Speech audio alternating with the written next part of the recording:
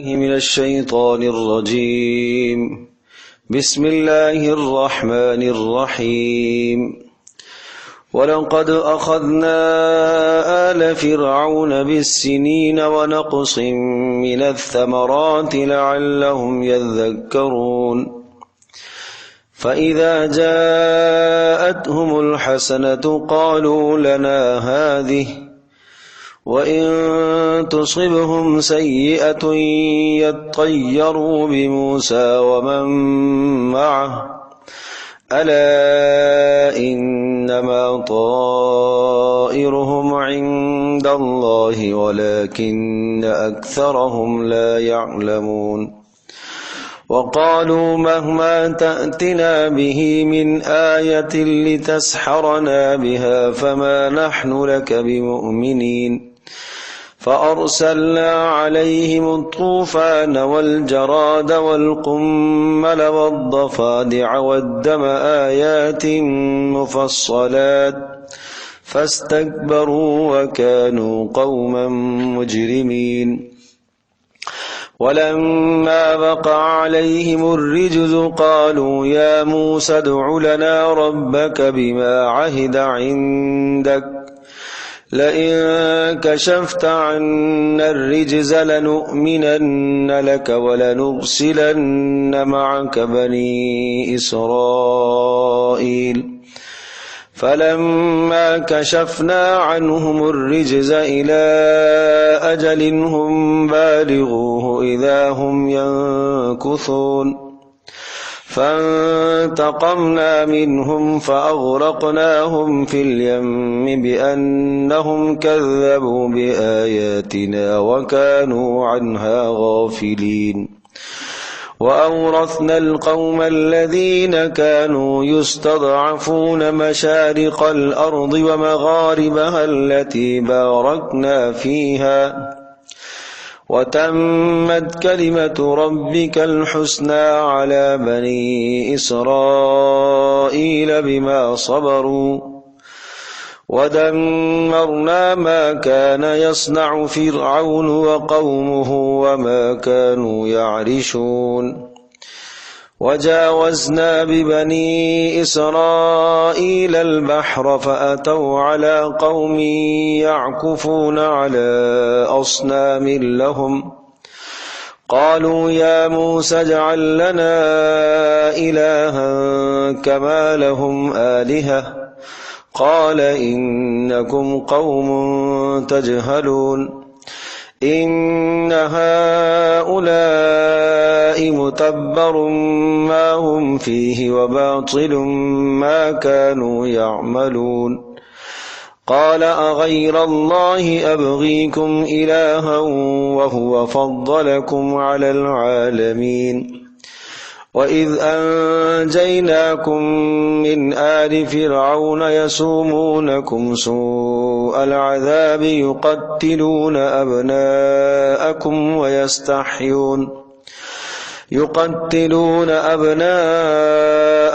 ويستحيون نساءكم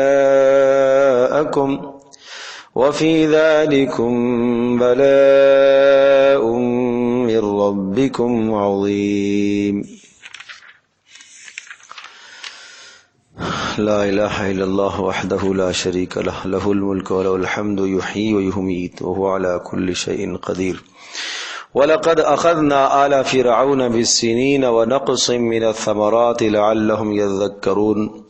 گزشتہ آیات مقدسہ کے اندر یہ مضمون ذکر تھا کہ حضرت موسی علیہ السلام نے فرعون اور اس کے تمام اراکین کو اللہ تبارک و تعالیٰ کی وحدانیت کی طرف، توحید کی طرف دعوت دی اور ان کے سامنے یہ مطالبہ رکھا کہ بنی اسرائیل پر ظلم نہ کیا جائے، انہیں آزاد کر دیا جائے.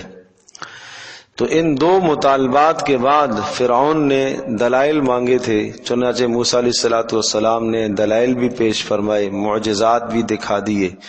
اور جب معجزات دکھا دیے جاتے ہیں، دلائل سارے آ جاتے ہیں، حجت جب تام ہو جاتی ہے تو پھر اللہ کی طرف سے عذاب کی صورتیں نازل ہونا شروع ہو جایا کرتی ہیں۔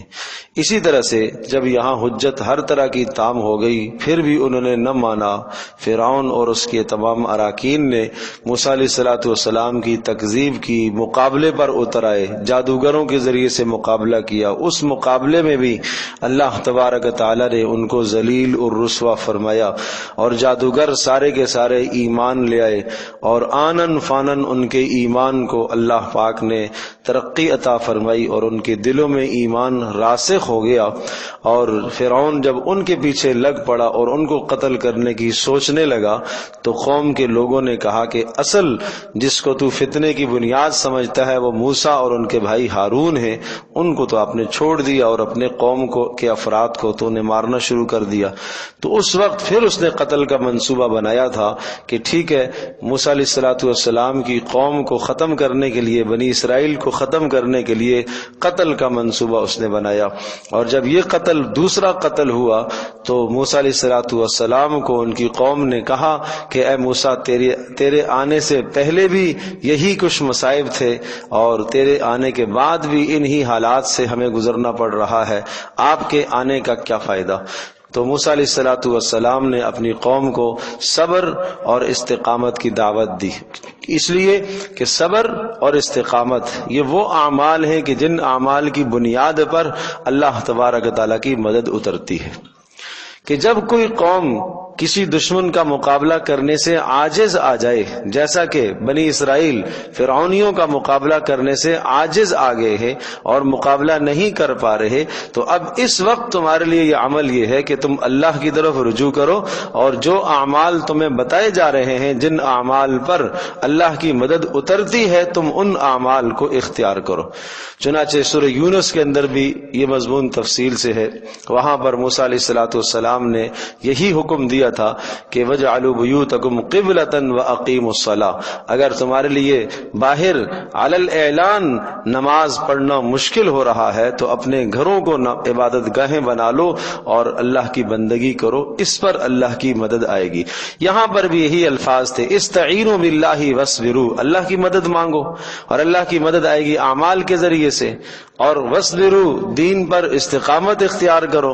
جب یہ دو چیزیں تم بنیاد بناؤ گے، اللہ کی طرف رجوع بھی کرو گے، اللہ کی بندگی بھی کرو گے، دین پر استقامت بھی اختیار کرو گے، تو ان الارض للہ یورثها من یشاء من عبادی، یہ کائنات، یہ دھرتی تو اللہ کی ہے، اللہ جیسے چاہے گا وارث بنائے گا۔ آج تک اللہ پاک نے فرعون اور اس کی قوم کو وارث بنایا ہے ارض مصر کا، اب اللہ تبارک تعالیٰ تمہیں اس زمین کا وارث بنائے گا اور انہیں اللہ پاک ہلاک کرے گا۔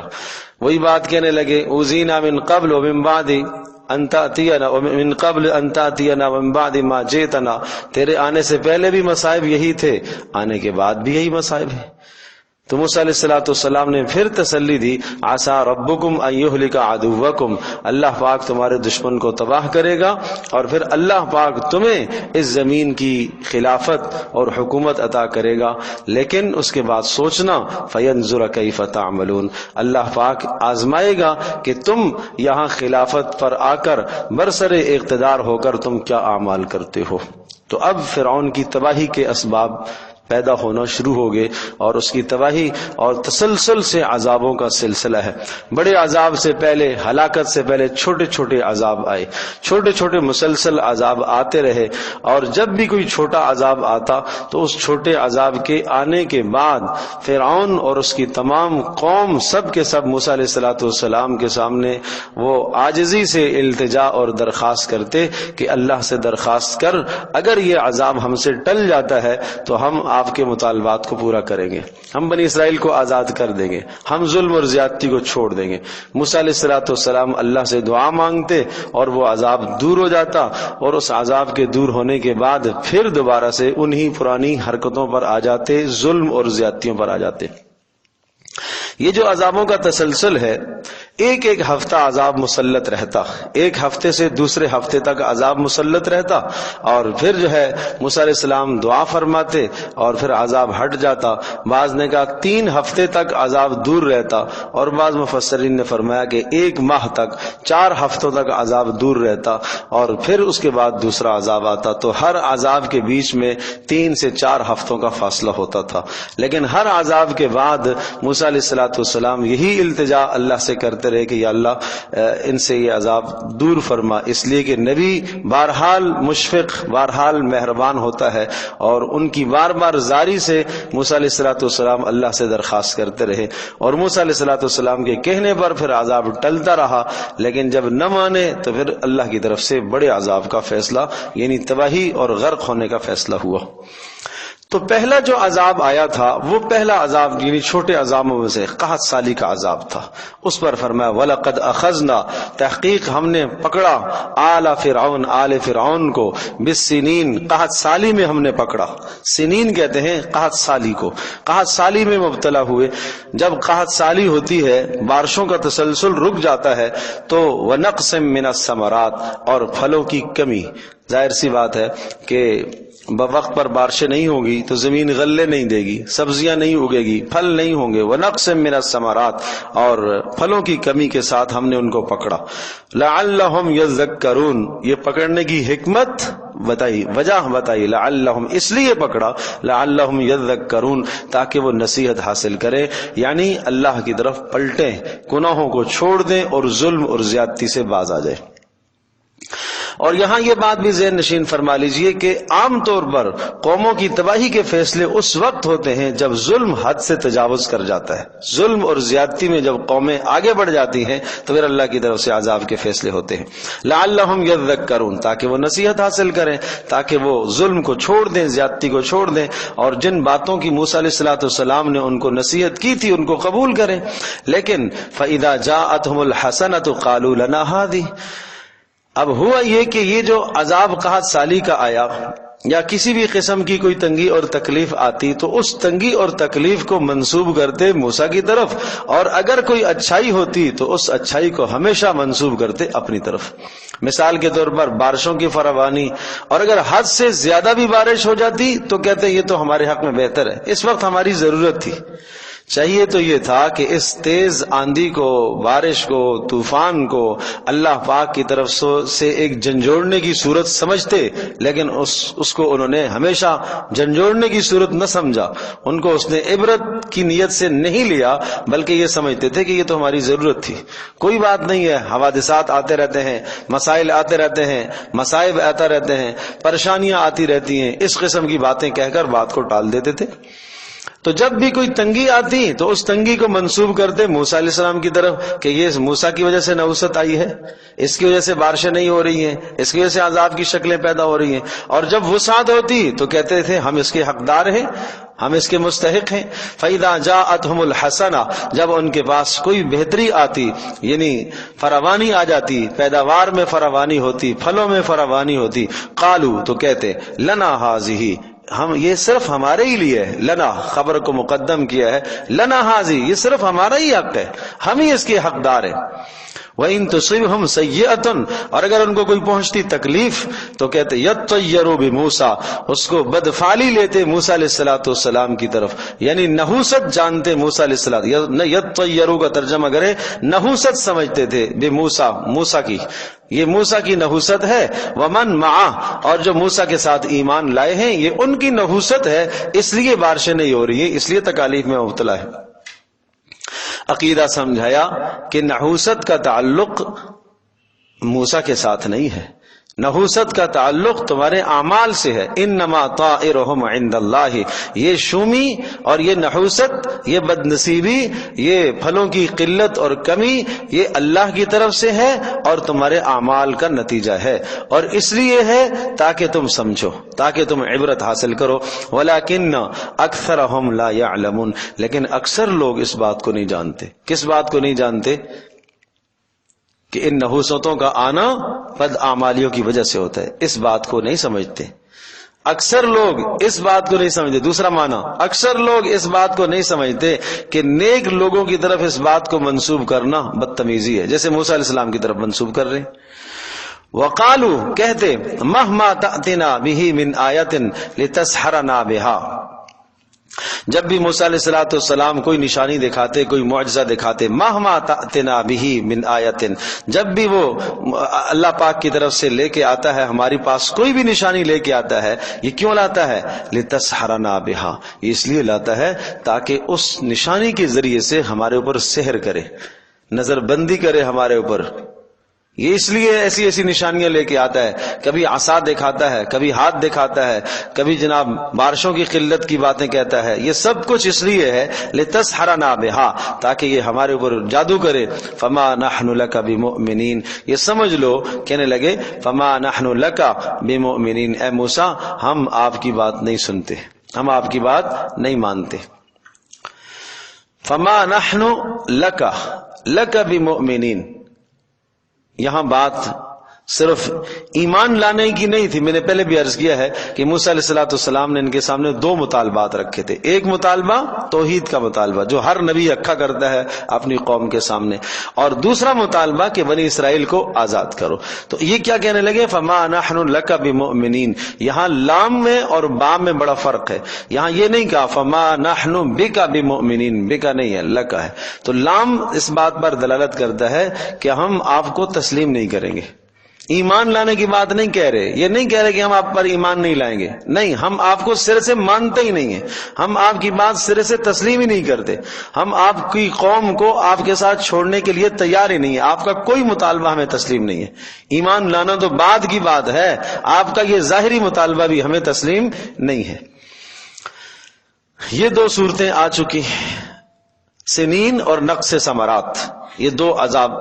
اس کے بعد فارسلنا علیہم الطوفان، پھر جب سرکشی میں آگے بڑھے ہم نے ان کے اوپر بھیجا، فارسلنا ہم نے بھیجا علیہم ان کے اوپر الطوفان، بارش کی کثرت. یہ طوفان سے مراد بارش کی کثرت مراد ہے. اس قدر بارشیں ہوئی کہ کھیتیوں میں پانی بھر گیا، فصلیں تباہ ہو گئی، گھروں کے اندر پانی داخل ہو گیا، اور ایک ہفتہ تک یہ سیلاب کی کیفیت کے اندر رہے، اور ان کے لیے سونا مشکل، جینا مشکل، رہنا مشکل. تو ایک ہفتہ تک یہ عذاب مسلط رہا. موسیٰ علیہ السلام سے درخواست کی کہ اللہ پاک نے آپ سے وعدہ کیا ہے، اور تو یوں کہتا ہے کہ اللہ پاک میری دعا کو سنتا ہے. اللہ سے دعا مانگ کہ یہ عذاب ٹل گیا تو ہم بنی اسرائیل کو آپ کے ساتھ بھیج دیں گے، آزاد کر دیں گے. ہمیں ہماری توبہ بھائی. موسیٰ علیہ السلام نے دعا فرمائی، دعا کے نتیجے میں عذاب ٹلا، اور عرض کر چکا ہوں کہ 3 ہفتے یا 4 ہفتے عذاب دور رہا. عفت کے ساتھ، عافیت کے ساتھ انہوں نے وقت گزارا. لیکن جب نہ مانے تو پھر اگلا عذاب آیا، جراد، ٹڈیوں کا عذاب. ٹڈی دل، بڑے بڑے لشکر ٹڈیوں کے گھروں کے اندر گھس گئے، ان کے دروازے کھا گئے، کھڑکیاں کھا گئے، فصلیں تو فصلیں تباہی ہو گئیں، گھروں کے اندر گھس گئے. ٹڈیاں وہ اتنی آ گئی کہ گھروں کے اندر گھس گئی اور سب کچھ انہوں نے تباہ کر دیا. یہ عذاب بھی اسی طرح سے 1 ہفتہ مسلط رہا. پھر درخواست کی موسیٰ علیہ السلام سے، اے موسیٰ اللہ سے دعا کر یہ عذاب ہٹ جائے تو اب ہمارا وعدہ ہے کہ اب ہم بنی اسرائیل کو آپ کے ساتھ چھوڑ دیں گے، آپ کے مطالبات مانیں گے. موسیٰ علیہ السلام نے پھر دعا فرمائی، پھر عذاب ہٹا. پھر 3 ہفتے یا 4 ہفتے سکون سے گزارے. پھر اس کے بعد جب دوبارہ ظلم اور زیادتی پر آئے تو اللہ نے قمل کا عذاب. قمل کے 2 معنی ہیں، ایک معنی ہے جو، اللہ نے جوؤں کا عذاب مسلط کیا، اور دوسرا معنی ہے قمبل، وہ گھن جو ہوتا ہے غلوں کے اندر جو پیدا ہو جانے والا کیڑا کہلاتا ہے، اس کو بھی کہا. اور بعض نے یہ کہا کہ جناب اس سے مراد، قمبل سے مراد دیمک ہے. تو اس قسم کا کوئی کیڑا ان پر مسلط ہوا، اور زیادہ تر راجح قول یہ ہے کہ قمبل سے مراد ایک تو جوئیں ہیں اور ایک گندم کے اندر پیدا ہونے والا گن اور کیڑا. تو جوئیں بھی آئی ہیں اور اتنی زیادہ مسلط ہو گئیں کہ چہرے سے نیچے آ کے اتر رہی ہے، بالوں میں، گھروں کے اندر، بستروں میں تباہی ہو گئی. اور اسی طرح سے جناب وہ غلے جتنے اندر رکھے ہوئے ہیں، اگر گندم وہ پسوانے کے لیے 10 کلو گندم لے کے جاتے ہیں تو اس میں سے آٹا صرف 3 کلو نکلتا ہے، اس لیے کہ اندر سارا کیڑے نے کھا لیا ہے، کھوکھلی ہو چکی ہے، گندم کے دانے بھی اندر سے کھوکھلے ہیں، کوئی شے حاصل نہیں ہو رہی ہے، تنگ آگے۔ یہاں پر بھی وہی بات، پھر موسیٰ علیہ السلام سے کہنے لگے دعا کر، اگر یہ عذاب ٹل گیا تو اب اس کے بعد ہم آپ کی بات مانیں گے۔ موسیٰ نے دعا فرمائی، اللہ پاک نے عذاب دور کر دیا، پھر سرکشی پر آئے، پھر ضفادع مینڈکوں کا عذاب مسلط ہوا۔ ضفدع کی جمع ہے مینڈک، مینڈکوں کا عذاب۔ یہ عذاب ایسا تھا کہ گھروں کے اندر، ہانڈیوں کے اندر، برتنوں میں اور پینے کے، کھانے کے، یہاں تک کہ بستروں میں جب یہ لیٹنے کے لیے رات کو کروٹ لیتے تھے تو ادھر ڈھیر لگا ہوا ہے مینڈکوں کا، ادھر کروٹ لیتے ادھر ڈھیر لگا ہوا ہے، بیٹھے ہوئے ہیں تو وہاں اچھل اچھل کے سالن میں، کھانے میں، چیزوں میں مینڈکے ہی مینڈکے کیا کرتے۔ وَالدَّمَ آیات مفصلات، اور اس کے بعد پھر دم، خون کا عذاب آیا، خون کا عذاب آیا، جس چیز کو اٹھائیں تو خون نکلے، کھانے کی، پینے کی چیزیں، گلاس پانی کا ہاتھ میں ہے، پانی اپنے ہاتھ سے بھی ڈالا، صاف ستھرا ہے، منہ کے قریب کریں تو خون بن گیا، اور وہی گلاس اسی وقت اگر موسیٰ علیہ السلام کے کسی فرد کو دیا جائے وہ اسی گلاس کو لیتا، وہ پانی پانی ہوتا، اس کے گلاس میں آتا تو وہ کیا ہے، اس کے ہاتھ میں آتا تو وہ خون بن جاتا۔ تو اس عذاب سے بھی تنگ آگے۔ وَالدَّمَ آیات مفصلات، فرمایا یہ مسلسل اللہ پاک نے پے در پہ نشانیاں بھیجی ہیں۔ فَاسْتَكْبَرُوا، انہوں نے تکبر کیا، غرور کیا۔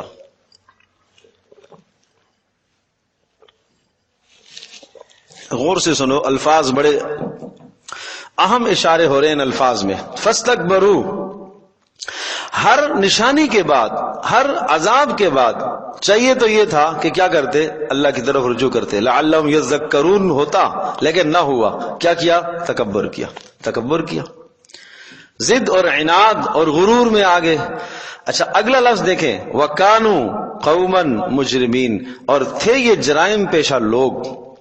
تو یہ لفظ کانو بتا رہا ہے کہ اللہ تبارک تعالیٰ کے عذابوں کا جو تسلسل آیا ہے ان کے دائمی جرم کی وجہ سے آیا ہے۔ ایک مرتبہ اگر کوئی آدمی جرم کر لیتا ہے، 2 مرتبہ کر لیتا ہے تو ایسا نہیں ہوتا، اللہ کی طرف سے عذاب نہیں برستے۔ جب مسلسل ایک آدمی عذاب کے اندر آگے جاتا رہتا ہے، گناہ اور سرکشی میں آگے کودتا رہتا ہے، تو پھر اللہ کی طرف سے فیصلے ہوتے ہیں عذابوں کے۔ اور اس میں ہمارے لیے بھی سبق ہے، یہ صرف اس کو قصہ نہ سمجھیں کہ بنی اسرائیل موسیٰ علیہ السلام کو اللہ پاک نے جو ہے نبی بنا کر بھیجا اور فرعونیوں پر اس قسم کے عذاب آئے اور یہ قصہ قرآن میں ذکر آیا، بس نہ، اس کو قصہ نہ سمجھیں، اس کو عبرت سے لے، اس کو یہ سمجھے کہ اگر فرد آج اس قوم کا کوئی فرد اگر اسی طرح سے سرکشی کرتا ہے تو عذاب کی شکلیں اس پر بھی آئیں گی۔ ضروری نہیں ہے اس پر طوفان، جراد، قنبل، ضفادع یہ عذاب آئے، عذاب کی اور شکلیں بھی ہوتی ہیں۔ اور اس امت کے اندر تو کتنی عذابوں کی شکلیں ہیں۔ قل هو القادر علی یبعث علیکم عذابا من فوقکم او من تحت ارجلکم او یلبسکم شیعا ویذیق بعضکم باس بعض۔ اللہ پاک قدرت رکھتا ہے کہ اوپر سے عذابوں کی شکلوں کو لے کے آئے، نیچے سے عذابوں کی شکلوں کو لے آئے۔ ظالم حکمرانوں کا تسلط ہو جانا یہ اوپر سے عذاب ہے، ماتحتوں کا خائن ہو جانا یہ نیچے سے عذاب ہے، گھر کے اندر اختلافات کا پیدا ہو جانا یہ عذابات کی شکلیں ہیں ساری۔ تو اس میں ہم سب کو سمجھنا چاہیے، یہ ہم سب کے لیے سمجھنے کی بات ہے۔ تو پتہ چلا ان آیات سے کہ جب بھی کوئی اچھائی آئے تو اس اچھائی کو اللہ کی طرف منسوب کرنا چاہیے، آل فرعون کی طرح نہیں کہنا چاہیے کہ میں اس کا حقدار تھا۔ اور جب کوئی برائی آئے تو اس برائی کو کسی دوسرے کی طرف آدمی منسوب نہ کرے بلکہ اپنے عمل کا نتیجہ سمجھے، یہ میرے اعمال کا نتیجہ ہے۔ یہ اس لیے ہمیں سبق دیا گیا۔ فاستكبروا وكانوا قوم مجرمين ولما وقع عليهم الرجز، اور فرمایا جب ان کے اوپر کوئی رجز، کوئی کسی قسم کا کوئی عذاب آتا، جن عذابوں کا پیچھے تذکرہ کیا ہے، قالو کہتے، یا موسیٰ، اے موسیٰ، ادع لنا ربک، آپ اپنے پروردگار سے دعا کیجئے، بما عاہد عندک، بس سبب اس دعا کے جو تیرے رب نے تجھ سے وعدہ کیا ہے۔ کیا وعدہ کیا ہے؟ کہ تیرے رب نے، تو یوں کہتا ہے کہ اللہ پاک نے ہر نبی سے کہا ہوا ہے کہ میں تمہاری دعا کو قبول کروں گا، تو وہ اللہ کا جو تم سے وعدہ ہے اس وعدے کے مطابق دعا کر اور یہ عذاب ٹل جائے. لئن کشفت عنا الرجز، اگر تو نے اس عذاب کو ہم سے دور کر دیا، کشفت ہٹا دیا، عنا ہم سے، الرجز عذاب کو، لنؤمنن لک، یہاں پر بھی بات وہی ہے کہ ہم تسلیم کر لیں گے. لنؤمنن لک، آپ کا مطالبہ مان لیں گے. لنؤمنن لک ولنرسلن معک بنی اسرائیل، اور اس مطالبے کی مزید تفصیل، اور ہم ضرور چھوڑ دیں گے آپ کے ساتھ بنی اسرائیل کو، آزاد کر دیں گے، آپ جہاں چاہیں ان کو لے جائیں، ہماری طرف سے مکمل آزادی ہوگی، بس یہ عذاب ٹل جائے. بات سمجھے جی؟ تو آج بھی ایسا ہی ہوتا ہے کہ انسان کہتا ہے بس اس تکلیف سے میری جان چھوٹے، اس کے بعد تو میں بڑا پارسا اور بڑا نیک بن جاؤں گا. لیکن جب تکلیف سے جان چھوٹتی ہے تو ایسا ہو جاتا ہے جیسا کہ اس پر کبھی تکلیف آئی ہی نہیں تھی. فلما کشفنا عنہم، کوئی جگہ قرآن میں آتا نا کأن لم يدعنا الى ضر مسا، ایسا ہو جاتا ہے جیسا کہ اس نے تکلیف کے وقت ہمیں پکارا ہی نہیں تھا. فلما کشفنا عنہم الرجز، فرمایا جب ہم ہٹا دیتے، عنہم ان سے، موسیٰ علیہ السلام کی دعا کی برکت سے، الرجز عذاب کو، الی اجل ایک وقت مقررہ تک، اور وہ وقت مقررہ وہی تھا 3 ہفتے یا 4 ہفتے کی بات. ہم بالغوہ جو وقت مقررہ تک جب وہ پہنچتے، اذا ہم ینکثون تو پھر وہ وعدے کو توڑ دیتے، ہر بات وعدے کو توڑ دیتے. جب وعدے کو توڑا انہوں نے اور انتہا ہو گئی، فانتقمنا منہم، اب اللہ کہہ رہا کہ ہم نے ان سے انتقام لیا، مکمل ان سے بدلہ لیا. فاغرقناہم فی الیم، اور ان کو ہم نے تباہ کیا، ڈبو دیا، فی الیم میں، سمندر میں، پانی میں ڈبو دیا. یہ کیوں ڈبویا؟ بانہم کذبوا، یہ علت ہے، سبب ہے، بانہم اس لیے، کذبوا بآیاتنا، انہوں نے ہماری آیات کا انکار کیا تھا. آیات سے مراد تسلسل سے آنے والے معجزات کو انہوں نے جھٹلایا تھا. وکانوا عنہا غافلین، بات وہی ہے. اور ان تمام کے تمام معجزات سے وہ بے توجہی کرنے والے تھے، غافل تھے، ان سے عبرت نہیں حاصل کر رہے تھے، بے توجہی کرنے والے تھے. جی اسی بات سے کہ انہوں نے ان سے عبرت حاصل نہیں کی. اب یہاں بات وہ ہے، شاید آپ کو یاد ہوگا سورہ اعراف کا جو مضمون اور موضوع تھا، اسی موضوع کی طرف آپ جائیں گے تو آگے آیات کا سمجھنا پھر آسان ہے. یہاں سے یوں سمجھیے کہ آگے سورت کا ایک دوسرا حصہ شروع ہو رہا ہے کہ مضمون سورت کیا تھا کہ کتاب انزل الیک فلا یکن فی صدرک حرج منہ لتنذر بہ وذکری للمؤمنین، کہ تاکہ آپ اس کتاب کے ذریعے سے لوگوں کو آپ ڈرائیں. یہ مضمون تھا اس کا. اور میں نے عرض کیا تھا کہ اس میں جو انبیاء علیہ السلام کے واقعات ہیں، گزشتہ 5 انبیاء کے واقعات، ان کی قوموں کے واقعات، قوموں کے سوال و جواب، بار بار سوال و جواب آئے. اسی طرح سے یہاں پر بھی موسیٰ علیہ السلام کا آل فرعون کے ساتھ جو مکالمات ہوئے، سوال جواب ہوئے، ان سوال و جوابات کو اللہ پاک نے ذکر فرمایا. اب جب یہ قوم تباہ ہو گئی مکمل طور پر، یعنی فرعونیوں کو اللہ پاک نے غرق کر دیا اور موسیٰ علیہ السلام کی قوم کو نجات مل گئی، تو نجات کے بعد جب انہوں نے امن پایا، سکون پایا، تو انہوں نے مطالبہ کیا کہ اب ہمارے لیے کسی نہ کسی کتاب کا سلسلہ ہو، کوئی ہدایت ہمیں، کوئی مکمل نظام زندگی ہمیں دیا جائے جس کے مطابق ہم زندگی گزارے. ان کے مطالبے پر اللہ پاک نے پھر تورات کو عطا فرمایا. آگے اس کی تفصیل آ رہی ہے. اور اب جو موسیٰ علیہ السلام کا اب مکالمہ اپنی قوم کے ساتھ ہے، یعنی بنی اسرائیل کے ساتھ. راستہ تو دوسرا بھی تھا، کیونکہ موسیٰ علیہ السلام اگر وہاں سے ہجرت کی ہے اور شعیب علیہ السلام کے پاس گئے ہیں، جی جی، خشکی کے راستے سے گئے ہیں. جی جی. اور یوسف علیہ السلام کے آبا و اجداد ہیں، وہ بھی سارے خشکی کے راستے سے آئے. جی جی. تو یہ قوم پوری کی پوری جو ہے سمندر سے کیوں گزر رہی ہے؟ اصل میں یہ حکم تھا نا، دوسرا صاف حکم تھا کہ آپ اسی راستے سے جائیے. اسی راستے سے جانے کا حکم تھا، اور اسی راستے سے جانے کا حکم در حقیقت اس قوم کو، فرعونیوں کو ڈبونا تھا. یہ مقصد تھا اس ڈبونے کا، اور اللہ پاک کی کاریگری اور اللہ پاک کی قدرت یاد دکھانا تھی کہ سارے کے سارے جب سمندر کے بیچ میں پہنچیں گے اور پانی ملے گا تو اللہ کی قدرت ظاہر ہوگی. جب اپنی آنکھوں سے یہ نظارہ تباہی کا دیکھیں گے تو ان کی آنکھیں ٹھنڈی ہوں گی. اس لیے یہاں سے گزروایا، اگرچہ راستے مختلف بھی تھے. دیکھیں وَأَوْرَثْنَا الْقَوْمَ الَّذِينَ، اور فرمایا کہ ہم نے وارث بنایا، اورثنا ہم نے وارث بنایا، القوم ان لوگوں کو. اب قوم سے مراد یہاں پر کون سی قوم ہے؟ موسیٰ علیہ السلام، بنی اسرائیل کی قوم. الذین کانوا یستضعفون، جو تھے زمین میں بڑے کمزور شمار کیے جاتے تھے، جن کو فرعونیوں نے کمزور کر رکھا تھا، تسلط کر رکھا تھا. مشارق الارض ومغاربها التي بارکنا فیہا، ارض مصر یا ارض شام کے مشرقی کناروں کی طرف بھی اور مغربی کناروں کی طرف بھی، مراد ہر سمت ہے. ہر سمت میں جو اس گرد و نواح کی، یعنی وہ جو پوری پٹی ملک مصر کی اور شام کی تھی، وہاں ان کو بڑی حقارت کی نگاہ سے دیکھا جاتا تھا. مشارق الارض، زمین کے مشرقی کناروں میں بھی اور مغربی کناروں میں بھی. التی بارکنا فیہا، وہ زمین جس میں ہم نے برکتیں دی. اس سے مراد پھر ارض شام ہے کہ جہاں جا بجا اس کو بارکنا فیہا کہا، اللہ پاک کی طرف سے برکتوں کا نزول، اور برکتوں کا نزول وہاں انبیاء کا تسلسل بھی ہے، اس لیے ارض شام کو ارض مبارکہ، ارض مقدسہ کہا جاتا ہے. اچھا جی، وتمت کلمۃ ربک الحسنی علی بنی اسرائیل بما صبروا، اور مکمل ہوا تیرے پروردگار کا فیصلہ بنی اسرائیل پر، یعنی اللہ نے ان کی مدد کی. کیوں؟ بس بما صبروا، بس سبب ان کے صبر کرنے کے. تو پتہ چلا کہ اللہ کی مدد اور دشمن کی تباہی ہوتی ہے صبر کی بنیاد پر، دین پر، استقامت کی بنیاد پر. ودمرنا ما کان یصنع، اگر آپ اس کے ساتھ سورہ قصص کی ابتدائی آیات کو دیکھیں تو پھر اس مضمون کو سمجھنا بڑا آسان ہو جائے گا. ذرا کھولے سورہ قصص کی ابتدائی آیات.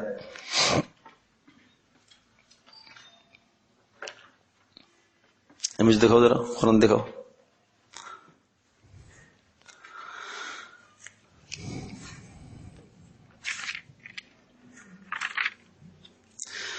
اب یہاں جو وعدے ہیں نا، ان وعدوں کو آپ غور کریں.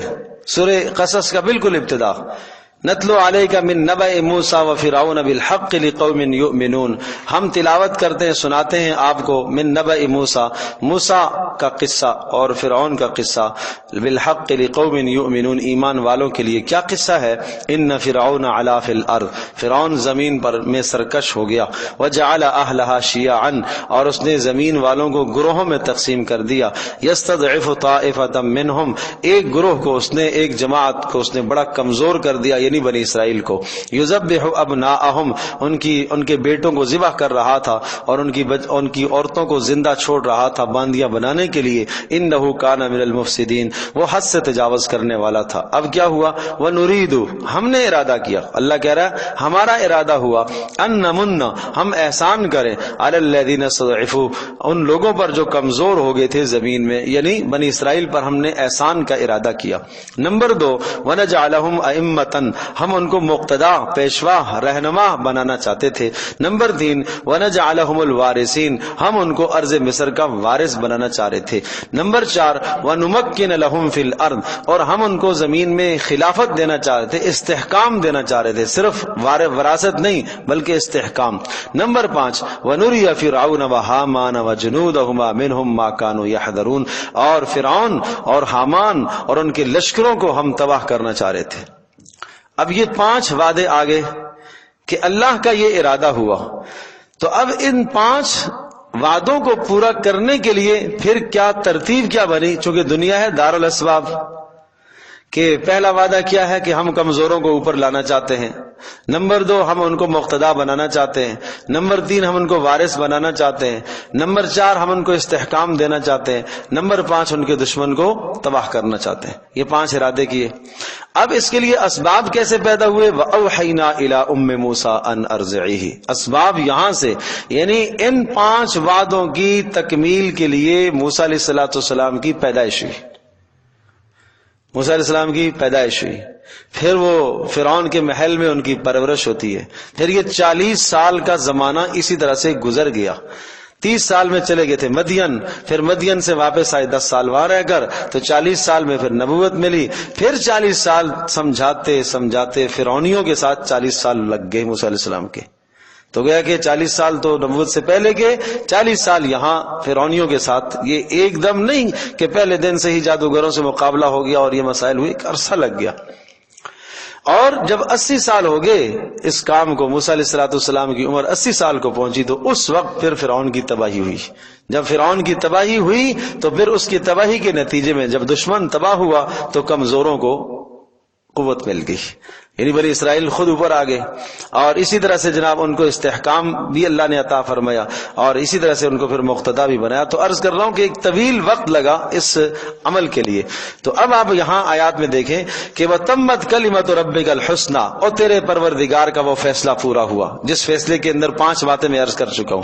یہ فیصلہ تیرے پروردگار کا پورا ہوا بنی اسرائیل پر، بِمَا صَبَرُوا وَدَمَّرْنَا مَا كَانَ يَصْنَعُ فِرْعَوْنَ، اور تباہ کر دیا ہم نے وہ تمام چیزوں کو جو فرعون نے بنا رکھی تھی اور جو فرعون کی قوم نے بنا رکھی تھی، یعنی ان کے تمام محلات کو، ان کے تمام زمینوں کو ہم نے تباہ کر دیا، ان کے ہاتھوں ہی تباہ ہوئے۔ وما كانوا يعرشون، اور اسی طرح سے وہ جو ان کے پھل اور سبزیاں اور جن پر وہ اپنی انگوروں کی بیلوں کو چڑھاتے تھے وہ سب کے سب تباہ ہو گئے۔ وجاوزنا ببنی اسرائیل البحر، اب بنی اسرائیل کو اسی سمندر سے اللہ تبارک تعالیٰ نے نجات دے دی۔ اور قصہ یہ ہوا کہ موسی علیہ الصلوۃ والسلام کو رات ہی رات کو حکم ہوا کہ آپ اپنی قوم کو لے کے نکلیے، چنانچہ موسی علیہ الصلوۃ والسلام اپنی قوم کو لے کے نکلے سمندر کے راستے سے، اور اللہ پاک کی طرف سے یہ حکم ہوا۔ جب سامنے سمندر آ گیا اور موسیٰ علیہ الصلوۃ والسلام کو کہنے لگے انا لمدرکون، اب تو ہم تباہ ہو گئے، مارے گئے، اس لیے کہ پیچھے لشکر آ رہا ہے۔ ان کو جب پتہ چلا کہ یہ تو سارے نکل گئے بچ بچا کے، تو فرعون نے پیچھا کیا۔ تو اللہ کی طرف سے جواب آیا کہ قال کلا، موسیٰ علیہ السلام نے کہا ان معی ربی سیہدین، نہیں، میرا پروردگار مجھے ضرور راستہ دکھائے گا۔ اور یہ بھی آیا انکم متبعون، تمہارا پیچھا کیا جائے گا، تم جاؤ، تمہارا پیچھا کیا جائے گا، فرعون اور اس کا تمام لاؤ لشکر تمہارے پیچھے آئے گا، لیکن اللہ نے ان کو غرق کرنا ہے، ڈبونا ہے، اس لیے تمہارا پیچھا کریں گے۔ اور موسیٰ علیہ الصلوۃ والسلام جب بالکل پانی کے پاس پہنچے اور بالکل لشکر پیچھے سے سارا آ گیا، تو اب حکم آیا کہ فضرب بعصاک البحر، اب سمندر کو لاٹھی سے آپ ماریے۔ جب لاٹھی ماری فانفلق فکان کل فرق کالطود العظیم، سورہ شعراء میں اس کا تذکرہ ہے کہ لاٹھی ماری، سمندر پھٹ گیا اور 12 راستے وہاں بن گئے، اور یہاں پر بھی آگے تذکر آئے گا کہ وہ راستے بن گئے۔ اب جب یہ پار ہو گئے اور بالکل یوں سمجھے کہ ان کا آخری آدمی سمجھ لے کہ کنارے پر ہے، نکلنے کے کنارے، اور فرعون کا لشکر جب مکمل طور پر بیچ میں آ گیا کہ اس لشکر کا پہلا آدمی سمندر کے اس کنارے اور دوسرا آدمی سمندر کے اس کنارے ہے، پورا کا پورا لشکر جب بیچ میں آ گیا، اللہ پاک نے پانی کو ملنے کا حکم دیا۔ تو پانی جب ملا تو سب نے ڈوبنا ہی تھا، تباہی ہوئی سب کی۔ اس کے بعد جب موسیٰ علیہ الصلوۃ والسلام کی قوم نے یہ سارا منظر اپنی آنکھوں دیکھا، میں عرض کر رہا ہوں کہ یہاں یہ مقصود نہیں ہے، یہاں یہ بتانا مقصود نہیں ہے، اس لیے اس واقعے کو تفصیل سے ذکر نہیں کیا ہے کہ فرعون کی تباہی کیسے ہوئی، لشکر کیسے تباہ ہوا، یہ سورہ یونس میں تفصیل سے آئے گا، سورہ شعراء کے اندر پھر تفصیل سے آتا ہے۔ یہاں صرف قوم کے ساتھ جو مکالمات ہیں ان مکالمات کو ذکر کیا جا رہا ہے۔ تو اللہ پاک نے بنی اسرائیل کو جب نجات دی، فَأَتَوْا عَلَىٰ قَوْمٍ، سمندر سے نکل گئے، فَأَتَوْا عَلَىٰ قَوْمٍ، اور ایک قوم کے پاس سے گزر ہوا ان کا، يَعْكُفُونَ عَلَىٰ أَصْنَامٍ، جو جھکے ہوئے تھے بتوں کے اوپر، اور عَلَىٰ أَصْنَامٍ لَهُمْ، اپنے بنائے ہوئے اپنے گڑے ہوئے بتوں پر جھکے ہوئے تھے۔ أصنام نکرہ استعمال کیا، گھٹیا، تراشے ہوئے، اپنے ہاتھوں سے تراشے ہوئے۔ قالو، کہنے لگے یہ یا موسیٰ، اے موسیٰ، اجعل لنا الہا کما لہم آلہہ، اے موسیٰ ہمارے لیے بھی کوئی معبود لے آ، اجعل لنا، کوئی تصور کر لے، کوئی تجویز کر لے، ہمارے لیے بھی کوئی معبود تصور کر لے، تجویز کر لے، کما لہم آلہہ، جیسا کہ ان کے لیے ہے۔ قالا، موسیٰ علیہ السلام نے جواب دیا، انکم قوم تجہلون، یہ کیا جہالت والی باتیں کرتے ہو، یہ جہالت والی باتیں کرتے ہو کہ اللہ تبارک تعالیٰ جس نے تمہیں نجات دی اس کو تم چھوڑ کر کسی اور کے در پر اپنے آپ کو جھکاؤ گے۔ ان ہؤلاء متبر ما هم فیہ وباطل ما كانوا يعملون، موسیٰ علیہ السلام نے فرمایا ان ہؤلاء، بے شک یہ سارے کے سارے، متبر ما هم، یہ تباہی اور ہلاک ہونے والے ہیں، ما هم فیہ، جس چیز کے اندر ہے، یعنی جس مذہب کے اندر اور جس دین کے اندر ہے، یہ سب باطل ہے، وباطل ما كانوا يعملون، اور جو اعمال کر رہے ہیں وہ سارے کے سارے اعمال بھی ان کے ضائع ہو کر ہی رہیں گے۔ قال اغیر اللہ ابغیکم، تم مجھے یہ کہہ رہے ہو کہ ہمارے لیے کوئی الہ اور معبود تجویز کرو۔ قال اغیر اللہ ابغیکم الہا، حالانکہ کیا ہو، قال کہا اغیر اللہ ابغیکم الہا، کیا اللہ کے سوا کسی اور کو میں تمہارے لیے رب تلاش کروں، اغیر اللہ، کیا اللہ کے علاوہ، ابغیکم تلاش کروں میں تمہارے لیے الہا کوئی معبود، وہو فضلکم علی العالمین، اور اس رب نے تمہیں نجات دی اور اس رب نے تمہیں فضیلت دی جہان والوں پر. ساری فضیلتیں اس نے، یہاں پر مراد جہان والوں سے مراد اس زمانے کے جو لوگ ہیں، اس زمانے والوں پر اللہ پاک نے تمہیں فضیلت دی. اب یہاں پر پھر تذکرہ آیا ہے موسیٰ علیہ السلام کی قوم کا قتل اور بچیوں کا زندہ چھوڑنا. اب یہ تذکرہ کیوں ہے؟ پیچھے بھی ذکر آیا ہے، یہاں جو تذکرہ آیا موسیٰ علیہ السلام ان کو وہ نعمت یاد دلا رہے کہ دیکھو تمہارے ساتھ کیا حال تھا، اللہ پاک نے کس مشقت سے تمہیں نجات دی ہے. وَإِذْ أَنْجَيْنَاكُمْ، اور وہ وقت تم کیوں نہیں یاد کرتے ہو، إِذْ أَنْجَيْنَاكُمْ، جب ہم نے تمہیں نجات دی آل فرعون سے، يَسُومُونَكُمْ سُوءَ الْعَذَابِ، وہ تمہیں چکا رہے تھے اور تمہیں مبتلا کر رکھا تھا انہوں نے، سوء العذاب، بدترین عذاب میں انہوں نے تمہیں مبتلا کر رکھا تھا. اور اس بدترین عذاب کی شکل کیا تھی؟ یقتلون ابناءکم، وہ تمہاری بیٹوں کو، بچوں کو قتل کر رہے تھے. ویستحیون نساءکم، اور تمہاری عورتوں کو زندہ چھوڑتے تھے غلام اور باندیاں بنانے کے لیے. وفی ذالکم بلاء من ربکم عظیم، اس میں دو معنی ہیں. وفی ذالکم بلاء عظیم، عظیم صفت ہے بلاء کے لیے کہ یہ نجات پا جانا یہ اللہ کی طرف سے تمہارے لیے بڑا انعام ہے، ایک معنی یہ ہے. دوسرا کہ یہ تمہارا قتل ہونا اور بچیوں کا اس طرح سے چھوڑ دینا یہ تمہارے لیے بہت سخت آزمائش تھی. بلا آزمائش بھی ہے اور بلا کا معنی نعمت بھی ہے، دونوں معنی ہیں اس کے. وفی ذالکم بلاء من ربکم عظیم، یہ بہت بڑی بلا اور بہت بڑی آزمائش تھی تمہارے لیے، یا بہت بڑا اللہ کی طرف سے تمہیں انعام ملا. اب بات وہی آ گئی کہ کہنے لگے اچھا چلو ٹھیک ہے، اب ہمارے لیے کوئی قانون، کوئی دستور عمل ہونا چاہیے، زندگی گزارنے کا کوئی طریقہ ہونا چاہیے جس سے ہمیں عروج حاصل ہو. وَوَاعَدْنَا مُوسَىٰ 30 لَيْلَةً وَأَتْمَمْنَاهَا بِعَشْرٍ فَتَمَّ مِيقَاتُ رَبِّهِ 40 لَيْلَةً، ہم نے وعدہ کیا موسیٰ علیہ السلام سے 30 لَيْلَةً، 30 راتوں کا. 30 لیلتن، لیلہ کے لفظ سے اشارہ کیا ہے کہ حساب و کتاب قمری حساب سے کرنا، راتوں کے حساب سے کرنا وہ زیادہ بہتر ہے، اس لیے لیلہ کا لفظ آیا ہے. وَأَتْمَمْنَاهَا بِعَشْرٍ، اور مزید ہم نے مکمل کی ہیں ان کے لیے بعشرٍ 10 راتیں. اور فَتَمَّ مِيقَاتُ رَبِّهِ 40 لَيْلَةً، تو مکمل ہوا تمہارے پروردگار کا وقت جو مقرر کیا ہوا تھا 40 لیلتن، وہ 40 راتوں کا. موسیٰ علیہ السلام کو حکم ہوا کہ طور پر آؤ اور اعتکاف کرو 30 دن، اور 30 دن کے بعد اللہ پاک آپ کو ایک زندگی کا دستور عطا کریں گے، ایک کتاب اللہ پاک آپ کو دے گا. یہ وحی آئی موسیٰ علیہ السلام کی طرف. موسیٰ علیہ السلام پیچھے اپنے پیچھے حضرت ہارون علیہ السلام کو اپنا نائب اور اپنا خلیفہ بنا کر آئے. اور یہ اس سے سبق ہمیں یہ سمجھ میں آتا ہے کہ ہر سربراہ کو چاہیے کہ وہ اپنے جانے کے بعد پیچھے اپنا کسی کو نائب مقرر اور متعین کر کے جائے. یہ انبیاء علیہ السلام کی سنت ہے، موسیٰ علیہ السلام کی یہ سنت ہے. تو 30 دن جب گزر گئے، 30 راتیں گزر گئی، تو موسیٰ علیہ السلام نے 30 راتوں کے بعد افطار کے بعد، اچھا روزے کے ساتھ تھی یہ سارے ایام روزوں کے ساتھ تھے، راتیں بھی گزارنی تھی، دن روزوں کے ساتھ گزارنا تھا. تو موسیٰ علیہ السلام نے مسواک استعمال فرمایا. مسواک استعمال فرمایا تو منہ کی جو رائحہ تھی، منہ کی جو خوشبو تھی، وہ خوشبو زائل ہو گئی. اور اس وقت اس خوشبو کا ہونا مطلوب تھا. جب وہ زائل ہو گئی تو مزید اللہ پاک نے اس کو برقرار رکھنے کے لیے اور پیدا کرنے کے لیے 10 راتیں مزید ٹھہرنے کا حکم دیا. اس سے یہ لازم نہیں آتا کہ مسواک روزے کی حالت میں نہیں کرنا چاہیے. اس میں دو باتیں ہیں. ایک بات تو یہ ہے کہ یہ بات اس امت کے ساتھ تھی، موسیٰ علیہ السلام کے ساتھ خاص تھی. اس امت کے ساتھ حضرت صلی اللہ علیہ وسلم نے خود روزے کی حالت میں مسواک استعمال فرمائی ہے. مسواک کے استعمال کرنے کا حکم بھی دیا ہے، بہت تاکید کے ساتھ حکم دیا ہے. اور یہ بات بھی ذہن نشین کرنے کی ہے کہ موسیٰ علیہ السلام، انبیاء علیہ السلام کی وہ بلند ہستیاں ہیں کہ ان کے منہ سے کسی قسم کی بو نہیں آتی، کوئی رائحہ کریہہ یا ناپسندیدہ بو نہیں ہوتی ہے کہ جس کو زائل کیا گیا ہے. اللہ پاک کی طرف سے یہ منشا تھی. تو واتممناها بعشر، بہرحال 40 راتیں موسیٰ علیہ السلام نے وہاں پوری کی. 40 راتوں سے یا 40 دنوں سے ایک بات یہ بھی مفسرین نے نکالی، یہ سمجھ میں آتی ہے کہ انسان کے نفس کے سدھار کا بہت گہرا تعلق ہے 40 دنوں کے ساتھ، کہ انسان کا مزاج بھی اسی طرح سے ہے. ثم خلقنا النطفة علقة فخلقنا العلقة مضغة، کہ رحم مادر کے اندر بھی 40 دنوں کے بعد ایک حالت سے دوسری حالت میں آدمی بدلتا ہے. تو کسی انسان کے مزاج کو بدلنا ہے تو 40 دن اس کو کسی اچھے ماحول میں لایا جائے تو امید ہے اس کا مزاج بدل جائے گا، اس کے طبیعت میں فرق آئے گا، گناہوں کی طرف سے، نافرمانیوں کی طرف سے اس کو خلاصی مل جائے گی، کچھ نہ کچھ اس کے اندر بہتری آ جائے گی، اچھے ماحول میں 40 دن اسے رکھا جائے۔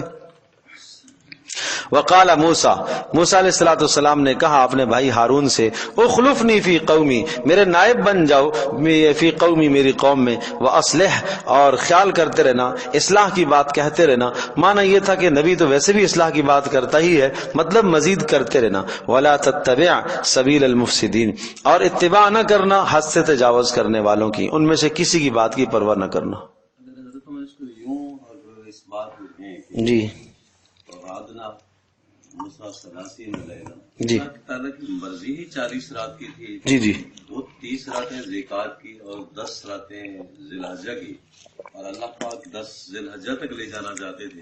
اگر ہم جی جی 30 راتیں اللہ نے وعدہ کیا تو 10 راتیں موسیٰ علیہ السلام مسواک کر لیں گے، کیا اللہ کا عالم الغیب نہیں تھا؟ انہیں معلوم نہیں تھا۔ جی جی ہم اس کے معنی اگر یوں لے لیں کہ اللہ پاک کی 40 راتیں رہنا چاہتا تھا، جی جی 30 راتیں زکات کی اور 10 ذی الحجہ جی دوسری جگہ پر چونکہ 40 کا بھی تذکرہ ہے تو کوئی مذائقہ نہیں ہے۔ اصل میں بات یہ ہے کہ اللہ پاک کی منشا تو بالکل بات یہی ہے، اللہ کی منشا 40 ہی کی تھی، لیکن اللہ پاک اس امر سے یہ سمجھانا چاہ رہا ہے کہ یہ دنیا دارالاسباب ہے، کوئی بھی کام ایسا نہیں ہے کہ آنن فانن ہو جائے۔ جیسے پیچھے میں نے آپ سے عرض کیا ہے کہ اس مسئلے کو 80 سال لگ گئے فرعون کی تباہی کو، اتنا طویل زمانہ لگنے کے بعد وہ اس کا غرق ہونا ثابت ہوا ہے۔ تو اس سے قصوں سے، ان واقعات سے یہ سمجھا جا رہا ہے کہ یہ دنیا دارالاسباب ہے۔ واقعات سے یہی سبق دیا جا رہا ہے کہ اللہ کی منشا تو 40 کی ہے، سمجھے جی؟ تو اللہ تو جانتا تھا کہ موسیٰ علیہ السلام نے مسواک کرنی ہے، موسیٰ علیہ السلام کو مزید 10 راتوں کا حکم دیا جا رہا ہے، لیکن یہ سمجھایا جا رہا ہے کہ دیکھیں کبھی کبھی اللہ پاک کے حکم کے اگر خلاف کوئی بات ہو جائے تو اس کی کوئی نہ کوئی ادنا تکلیف اس دنیا میں بھی آ سکتی ہے، سمجھے جی؟ تو یہ آزمائشیں تھی۔ اچھا ایک بات تو پھر یہاں پر قوم کے لیے بھی سخت آزمائش تھی، اور وہ آزمائش یہ تھی کہ موسیٰ علیہ السلام جب 30 دن کے لیے گئے تو یہ بھی قوم کے لیے بڑا شاق گزرا۔ اچھا وعدہ تھا بھائی 30 دن میں آ جائیں گے واپس، جب 30 دن میں نہیں آئے، پتہ چلا 10 دن مزید، تو اب قوم اور بگڑ گئی اور خرابیاں پیدا ہونا شروع ہو گئی۔ تو یہ ان کے لیے بھی ایک سخت امتحان اور آزمائش ہے کہ اللہ کے نبی کی طرف سے جو بات ہے اس میں تو آگے تمہیں بدگمان نہیں ہونا چاہیے، تمہیں تسلیم کر لینا چاہیے تھا۔ تو یہ آزمائشیں ہیں۔ وَلَمَّا جَاءَ مُوسَىٰ لِمِيقَاتِنَا وَكَلَّمَهُ رَبُّهُ، اور جب موسیٰ علیہ السلام آ چکے ہمارے اس مقرر کردہ وقت پر پہنچ چکے، یعنی جہاں وقت مقرر تھا اور جو وقت تھا، جو جگہ تھی، وَكَلَّمَهُ رَبُّهُ، اور موسیٰ علیہ السلام سے بات کی ان کے پروردگار نے۔ قال، کیا ارشاد فرمایا؟ رب ارنی انظر الیک۔ موسیٰ علیہ السلام نے جب ہم کلامی فرمائی اور تورات کا نزول ہوا تو اس کے بعد موسیٰ علیہ السلام شدت محبت میں، حد درجے کی محبت، شدت اضطراب کی وجہ سے کہنے لگے رب اے میرے پروردگار، ارنی انظر الیک، مجھے آپ دکھلا دیجئے، میں آپ کو دیکھنا چاہتا ہوں۔ ارنی مجھے دکھلا دیجئے، انظر میں دیکھ لوں، الیک آپ کی طرف۔ قال، اللہ پاک نے ارشاد فرمایا، لن ترانی، تو مجھے نہیں دیکھ سکے گا ہرگز، ولکن انظر الی الجبل، لیکن دیکھ اس پہاڑ کی طرف، فإن استقر مکانہ، اگر یہ ٹھہر گیا اپنی جگہ پر، فسوف ترانی، تو مجھے دیکھ لے گا۔ فلما تجلی ربہ، جب تجلی ڈالی، نور نمودار ہوا تمہارے پروردگار کا، للجبل، اس پہاڑ پر، جعلہ دکن، اس نور نے اور اس تجلی نے کر دیا اس پہاڑ کو دکن، ریزہ ریزہ، وخر موسیٰ صاعقہ، اور موسیٰ علیہ السلام بے ہوش ہو کر گر پڑے۔ فلما افاق، اور جب ہوش پایا، قال، کہنے لگے سبحانک، اے اللہ تو پاک ہے، تجھے نہیں دیکھا جا سکتا، تو دیکھے جانے سے اس دنیا میں پاک ہے۔ تبت الیک، اے اللہ میں توبہ کرتا ہوں، میں درخواست کرتا ہوں، وانا اول المسلمین، اور میں سب سے، انا اول المؤمنین، میں سب سے پہلے ماننے والا ہوں بن دیکھے۔ یہاں یہ بات ذہن نشین فرما لیجئے کہ اللہ تبارک و تعالیٰ کا دیدار، رؤیت باری تعالیٰ، قرآن مجید میں دوسرے مقام پر بھی لا تدرکہ الابصار وہو یدرک الابصار وہو اللطیف الخبیر، کہ کوئی ابصار اس کا ادراک نہیں کر سکتی۔ اس دنیا میں اللہ تبارک و تعالیٰ کا دیدار ممکن نہیں ہے۔ اللہ تبارک و تعالیٰ کا دیدار نہیں ہو سکتا اس دنیا میں۔ البتہ عالم آخرت کے اندر اللہ پاک کا دیدار ہوگا، اور جس کا تذکرہ وجوہ یومئذ ناظرہ الی ربہا ناظرہ، کچھ چہرے ہوں گے قیامت کے دن جو تر و تازہ ہوں گے، الی ربہا ناظرہ، اپنے پروردگار کی طرف دیکھ رہے ہوں گے۔ کلا انہم عن ربہم یومئذ لمحجوبون، کچھ لوگ ایسے ہوں گے جو قیامت کے دن اپنے پروردگار کے دیدار سے محروم رہیں گے۔ تو پتہ چلا کہ رب کا دیدار قیامت میں ہوگا، آخرت میں ہوگا۔ نمبر 3 حدیث میں آتا ہے، آپ علیہ الصلوۃ والسلام نے ارشاد فرمایا، انکم سترون ربکم، تم اپنے پروردگار کو دیکھو گے اس طرح سے دیکھو گے جیسا کہ تم 14ویں کے چاند کو دیکھتے ہو۔ لا تضامون فی رؤیتہ، چاند کو دیکھنے میں تمہیں کسی قسم کی تنگی اور تکلیف نہیں ہوتی، بالکل اسی طرح سے تم اپنے پروردگار کو بھی عیاناً دیکھو گے۔ یہ تو بات ہے آخرت کی۔ اب سوال یہ ہے کہ آخرت میں ہم اللہ کو دیکھیں گے، اللہ مکان سے، اللہ زمان سے، اللہ جگہ سے، ان تمام چیزوں سے مبرہ ہے، منزہ ہے، جہات سے اللہ پاک ہے۔ کسی بھی چیز کو ہم دیکھتے ہیں اس دنیا کے اندر تو جہات 6 جہات، اوپر نیچے دائیں بائیں آگے پیچھے، سمجھے جی، ہم حدود اس کا متعین کرتے ہیں، بھائی یہ چیز میں نے دیکھی ہے، اس کی لمبائی کتنی، اس کی چوڑائی کتنی، اس کی اونچائی کتنی، اس کی گہرائی کتنی، یہ ساری چیزیں اس دنیا میں اشیاء کے لیے ممکنات ہیں، سمجھے جی، حوادث چیزوں کے لیے۔ یہ ایک پتھر ہے، اس کے لیے ہم بیان کر سکتے ہیں اس کی لمبائی کیا ہے، چوڑائی کیا ہے، گہرائی کیا ہے، آگے کیا ہے، پیچھے کیا ہے، اس کی جگہ ہے، یہ مکان ہے، اس کا یہ متعین ہے۔ لیکن اللہ تبارک و تعالیٰ ان تمام چیزوں سے منزہ ہے، مبرہ ہے۔ کیسے رؤیت ہوگی اللہ پاک ہی بہتر جانتا ہے، سمجھے جی۔ تو البتہ یہ ہے کہ لا تدرک الابصار، اور یہاں پر کہ اس دنیا میں تو نہیں دیکھ سکے گا، اس دنیا میں رؤیت نہیں ہے، اس دنیا کے اندر رؤیت نہیں ہے۔ اب رہی بات رسول پاک صلی اللہ علیہ وسلم کو اللہ پاک کی رؤیت، اللہ کا دیدار عالم بالا میں معراج کے موقع پر ہوا، تو وہ بھی عالم بالا ہے، وہ یہ دنیا نہیں ہے۔ بات اس دنیا کی ہو رہی ہے، یہاں لن ترانی کی جو بات ہے کہ تو مجھے نہیں دیکھ سکے گا، وہ اس دنیا کی بات ہے۔ اور دلیل بھی ہے نا اس کے لیے کہ اگر یہاں پہ اللہ پاک نے ڈانٹا ہی نہیں، بالکل جو میں نے دیا اس کی شکر کر کے لے لیجیے۔ جی جی، جب نوح علیہ السلام جب ایک دعا کر رہے ہیں جی جی، تو اللہ پاک کی وہاں ڈانٹ ہے، اللہ تبارک و تعالیٰ نے دیکھے نا، ہاں تو یہاں بھی ڈانٹ ہوتی ہے۔ دیکھو معلق جو کیا ہے اپنی رؤیت کو اللہ پاک نے، اب سوال یہ ہے کہ موسیٰ علیہ الصلوۃ والسلام کا کیا مطالبہ کرنا اس رؤیت کا، کیا کوئی بیجا مطالبہ تو نہیں تھا؟ تو نہیں، بیجا مطالبہ نہیں ہے، سمجھے جی۔ ہاں، اس لیے کہ اگلا لفظ یہ بتایا کہ وَلَٰكِنِ انظُرْ إِلَى الْجَبَلِ، آپ پہاڑ کو دیکھیں، اگر پہاڑ اپنی جگہ پر جم گیا تو مجھے دیکھ لو گے، لیکن پہاڑ ہی نہ جم سکا، سمجھے، پہاڑی برداشت نہ کر سکا۔ تو اس سے پھر علماء نے یہ لکھا ہے کہ یوں اگر آپ کہہ سکتے ہیں کہ ہاں ایک الگ بحث ہے، ایک علمی بحث ہے کہ ہاں ممکنات تو ہے، ممکن تو ایک چیز ہے لیکن واقع نہیں ہے، وقوع اس کا نہیں ہے۔ فلما افاق قال سبحانك تبت الیک وانا اول المؤمنین قال یا موسیٰ، پھر اللہ پاک کی طرف سے اب موسیٰ علیہ الصلوۃ والسلام پریشان تو ہو گئے کہ میں نے اللہ پاک سے جو مطالبہ کیا ہے شاید مطالبہ ٹھیک نہیں ہے، اور غمگین ہوئے اور فوری کہنے لگے تبت الیک، اللہ میں معذرت چاہتا ہوں، وانا اول المؤمنین، اور میں سب سے پہلے بن دیکھے مانتا ہوں۔ تو اللہ پاک نے ازالہ غم کے لیے، حزن کے لیے، تسلی کے لیے یہ کلمات کہے، یا موسیٰ انی اصطفیتک علی الناس، میں نے تجھے منتخب کیا ہے لوگوں پر، برسالاتی، اپنے پیغامات پہنچانے کے لیے، اور میں تجھے شرف بخشا ہے بے کلامی، مجھ سے ہم کلامی کا تجھے شرف حاصل ہوا ہے، لہذا فخذ، آپ لے لیجئے، ما آتیتک، جو کچھ میں نے تجھے دیا ہے، جو کچھ میں نے تجھے دیا ہے، جتنی بھی نعمتیں آپ کو دیے، یہ کتاب ہے اور جو آپ کو معجزات دیے ہیں، وکم من الشاکرین، اور اللہ کا شکر گزار بن جائیے۔ نبی تو ویسے بھی شکر گزار ہے، اس دوام علی الشکر کی طرف اشارہ ہے کہ شکر پر آپ دوام اختیار کیجئے۔ وَكَتَبْنَا لَهُ فِي الْأَلْوَاحِ مِنْ كُلِّ شَيْءٍ مَوْعِظَةً، اب مضامین کیا تھے تورات کے، اس کو بیان کیا گیا کہ جو ہم نے تورات دی اس کے کیا مضامین۔ وَكَتَبْنَا، اور ہم نے لکھا تھا، لہو، موسیٰ علیہ السلام کے لیے، فی الالواح، تختیوں کے اوپر۔ اب یہ کس چیز کی تختیاں تھیں؟ بعض نے کہا سونے کی تختیاں تھیں، بعض نے کہا کوئی بھی شے تھی، کوئی بھی تختیاں تھیں، ان تختیوں پر لکھا ہوا تھا، مضامین تورات کے لکھے تھے۔ من کل شیء موعظۃ، ہر ضرورت کی چیز، یہاں سے مراد احکام ضروری جو احکام تھے وہ لکھے ہوئے تھے، موعظۃ، نصیحت کی باتیں، وتفصیلا لکل شیء، اور ہر چیز کی تفصیل، ہر چیز کی تفصیل بھی ای ما یحتاج الیہ من امر الدین، دین کے معاملے میں جس کی طرف موسیٰ علیہ السلام محتاج تھے وہ سب لکھا ہوا تھا۔ فخذھا بقوۃ، آپ اس کتاب کو آپ پکڑیے مضبوطی کے ساتھ۔ یہاں مضبوطی سے مراد یہ ہے کہ اپنے اس فریضے کو آپ ادا کیجئے، یہ ہاتھ سے پکڑنا مراد نہیں ہے، عمل مراد ہے، عمل مراد ہے۔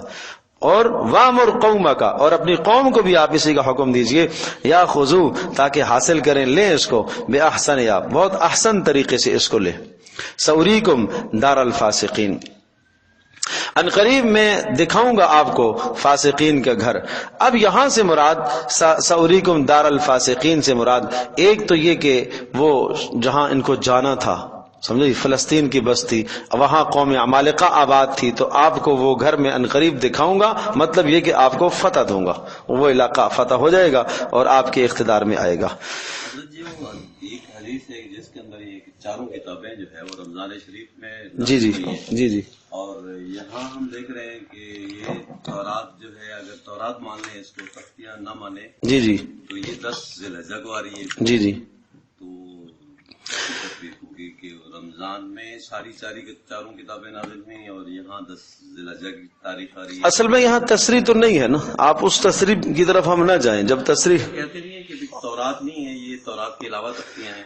بس یہ تو یہ ہے کہ یہاں تورات کے تختیاں، اکثر کی مراد یہ ہے کہ یہاں تورات ہی کی تختیاں مراد ہیں، تورات ہی کی تختیاں مراد ہیں، چونکہ یہ آنے کے بعد، یعنی فرعون اور اس کی قوم کے غرق ہونے کے بعد جو سب سے پہلا ہدف تھا وہ یہی تھا کہ تورات ملے اور کوئی مکمل نظام حیات ملے۔ تو مفسرین کے 100 صحیفے ہیں، جن میں 10 صحیفے جو ہے وہ ملے ہیں موسیٰ علیہ السلام کو، یہ وہ 10 صحیفے ہیں جو تورات کے علاوہ ہیں۔ اور کیونکہ یہاں جو تاریخ ہے وہ ہے، اور ہاں بس اقوالات تو ہو سکتے ہیں، جی اقوال تو ہو سکتے ہیں، لیکن یہاں جو مراد ہے نا وہ اکثر کے نزدیک تورات ہی مراد ہے۔ سأصرف عن آیاتی الذین یتکبرون فی الارض، سأصرف، اور فرمایا کہ سأصرف، ہم محروم کر دیں گے، پھیر دیں گے، عن آیاتی، اپنی نشانیوں سے، مطلب یہ کہ عمل کی توفیق اس شخص کو ہوگی جو ہماری طرف رجوع کرے گا۔ سأصرف، اور ہم پھیر دیں گے، عن آیاتی، اپنی آیات کو، الذین، ان لوگوں سے، یتکبرون فی الارض، جو زمین کے اندر تکبر کرتے ہیں، بغیر الحق، ناحق طریقے سے۔ ناحق کا لفظ اس لیے کہا کہ تکبر تو ویسے بھی ناحق ہی ہے۔ وَإِن يَرَوْا كُلَّ آیَةٍ لَا يُؤْمِنُوا بِهَا، اور اگر ہر قسم کی ان کو نشانی دکھائیں گے تو تب بھی یہ ایمان نہیں لائیں گے۔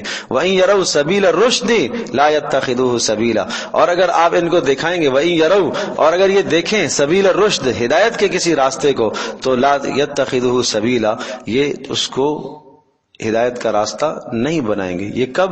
جب انسان کی فہم معکوس ہو جاتی ہے، عقل بدل جاتی ہے، پلٹ جاتی ہے، حق کو عقل قبول نہیں کرتی۔ وَإِن يَرَوْا سَبِيلَ الْغَيِّ يَتَّخِذُهُ سَبِيلًا، اور حال ان کا یہ کہ اگر ان کو گمراہی کے راستے نظر آئیں گے، يَتَّخِذُهُ سَبِيلًا، تو ان کو یہ راستہ بنا لیں گے۔ کیا معنی؟ کہ گمراہی کے راستوں کو چلنے کے لیے تیار ہو جاتے ہیں۔ یہ اس لیے ذَلِكَ بِأَنَّهُمْ كَذَّبُوا بِآيَاتِنَا وَكَانُوا عَنْهَا غَافِلِينَ، یہ ثمرہ اس کا ہے جو ہماری آیات کی تکذیب کرتا ہے اور جو ہمارے احکام سے غافل ہے۔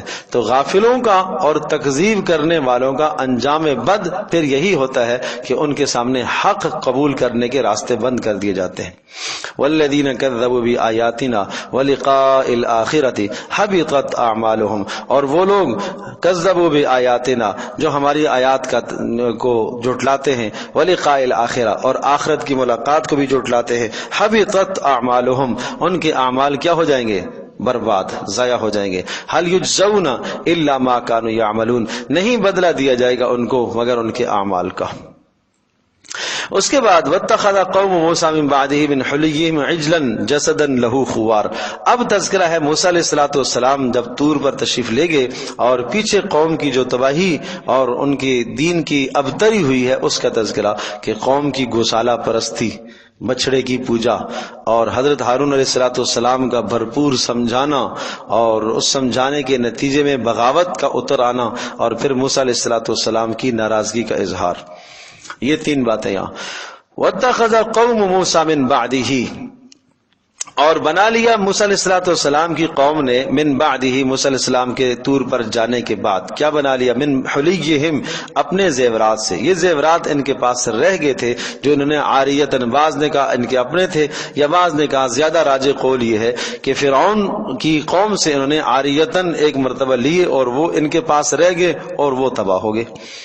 تو ان سارے کے سارے زیورات کو انہوں نے جمع کر لیا اور جمع کر کے ایک جگہ پر ڈالا، آگ لگائی اور اس سونے کو پگھلایا اور ڈھالا اور ایک شکل بنا دی. وہ شکل بنانے والا شخص ایک چودھری قسم کا آدمی تھا موسیٰ علیہ السلام کی قوم کا. سارے اس کے پیچھے چلتے تھے اور اس کی بات الٹی سیدھی حرکتیں بھی کرتا تھا، بات بھی اس کی لوگ سنتے تھے.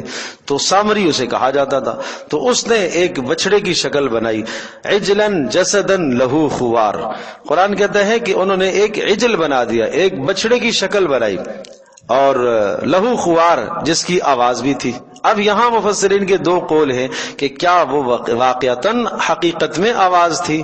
تو راجح قول تو یہی ہے کہ ہاں حقیقتاً اس میں سے آواز آتی تھی، اور اس کا نام ہے استدراج.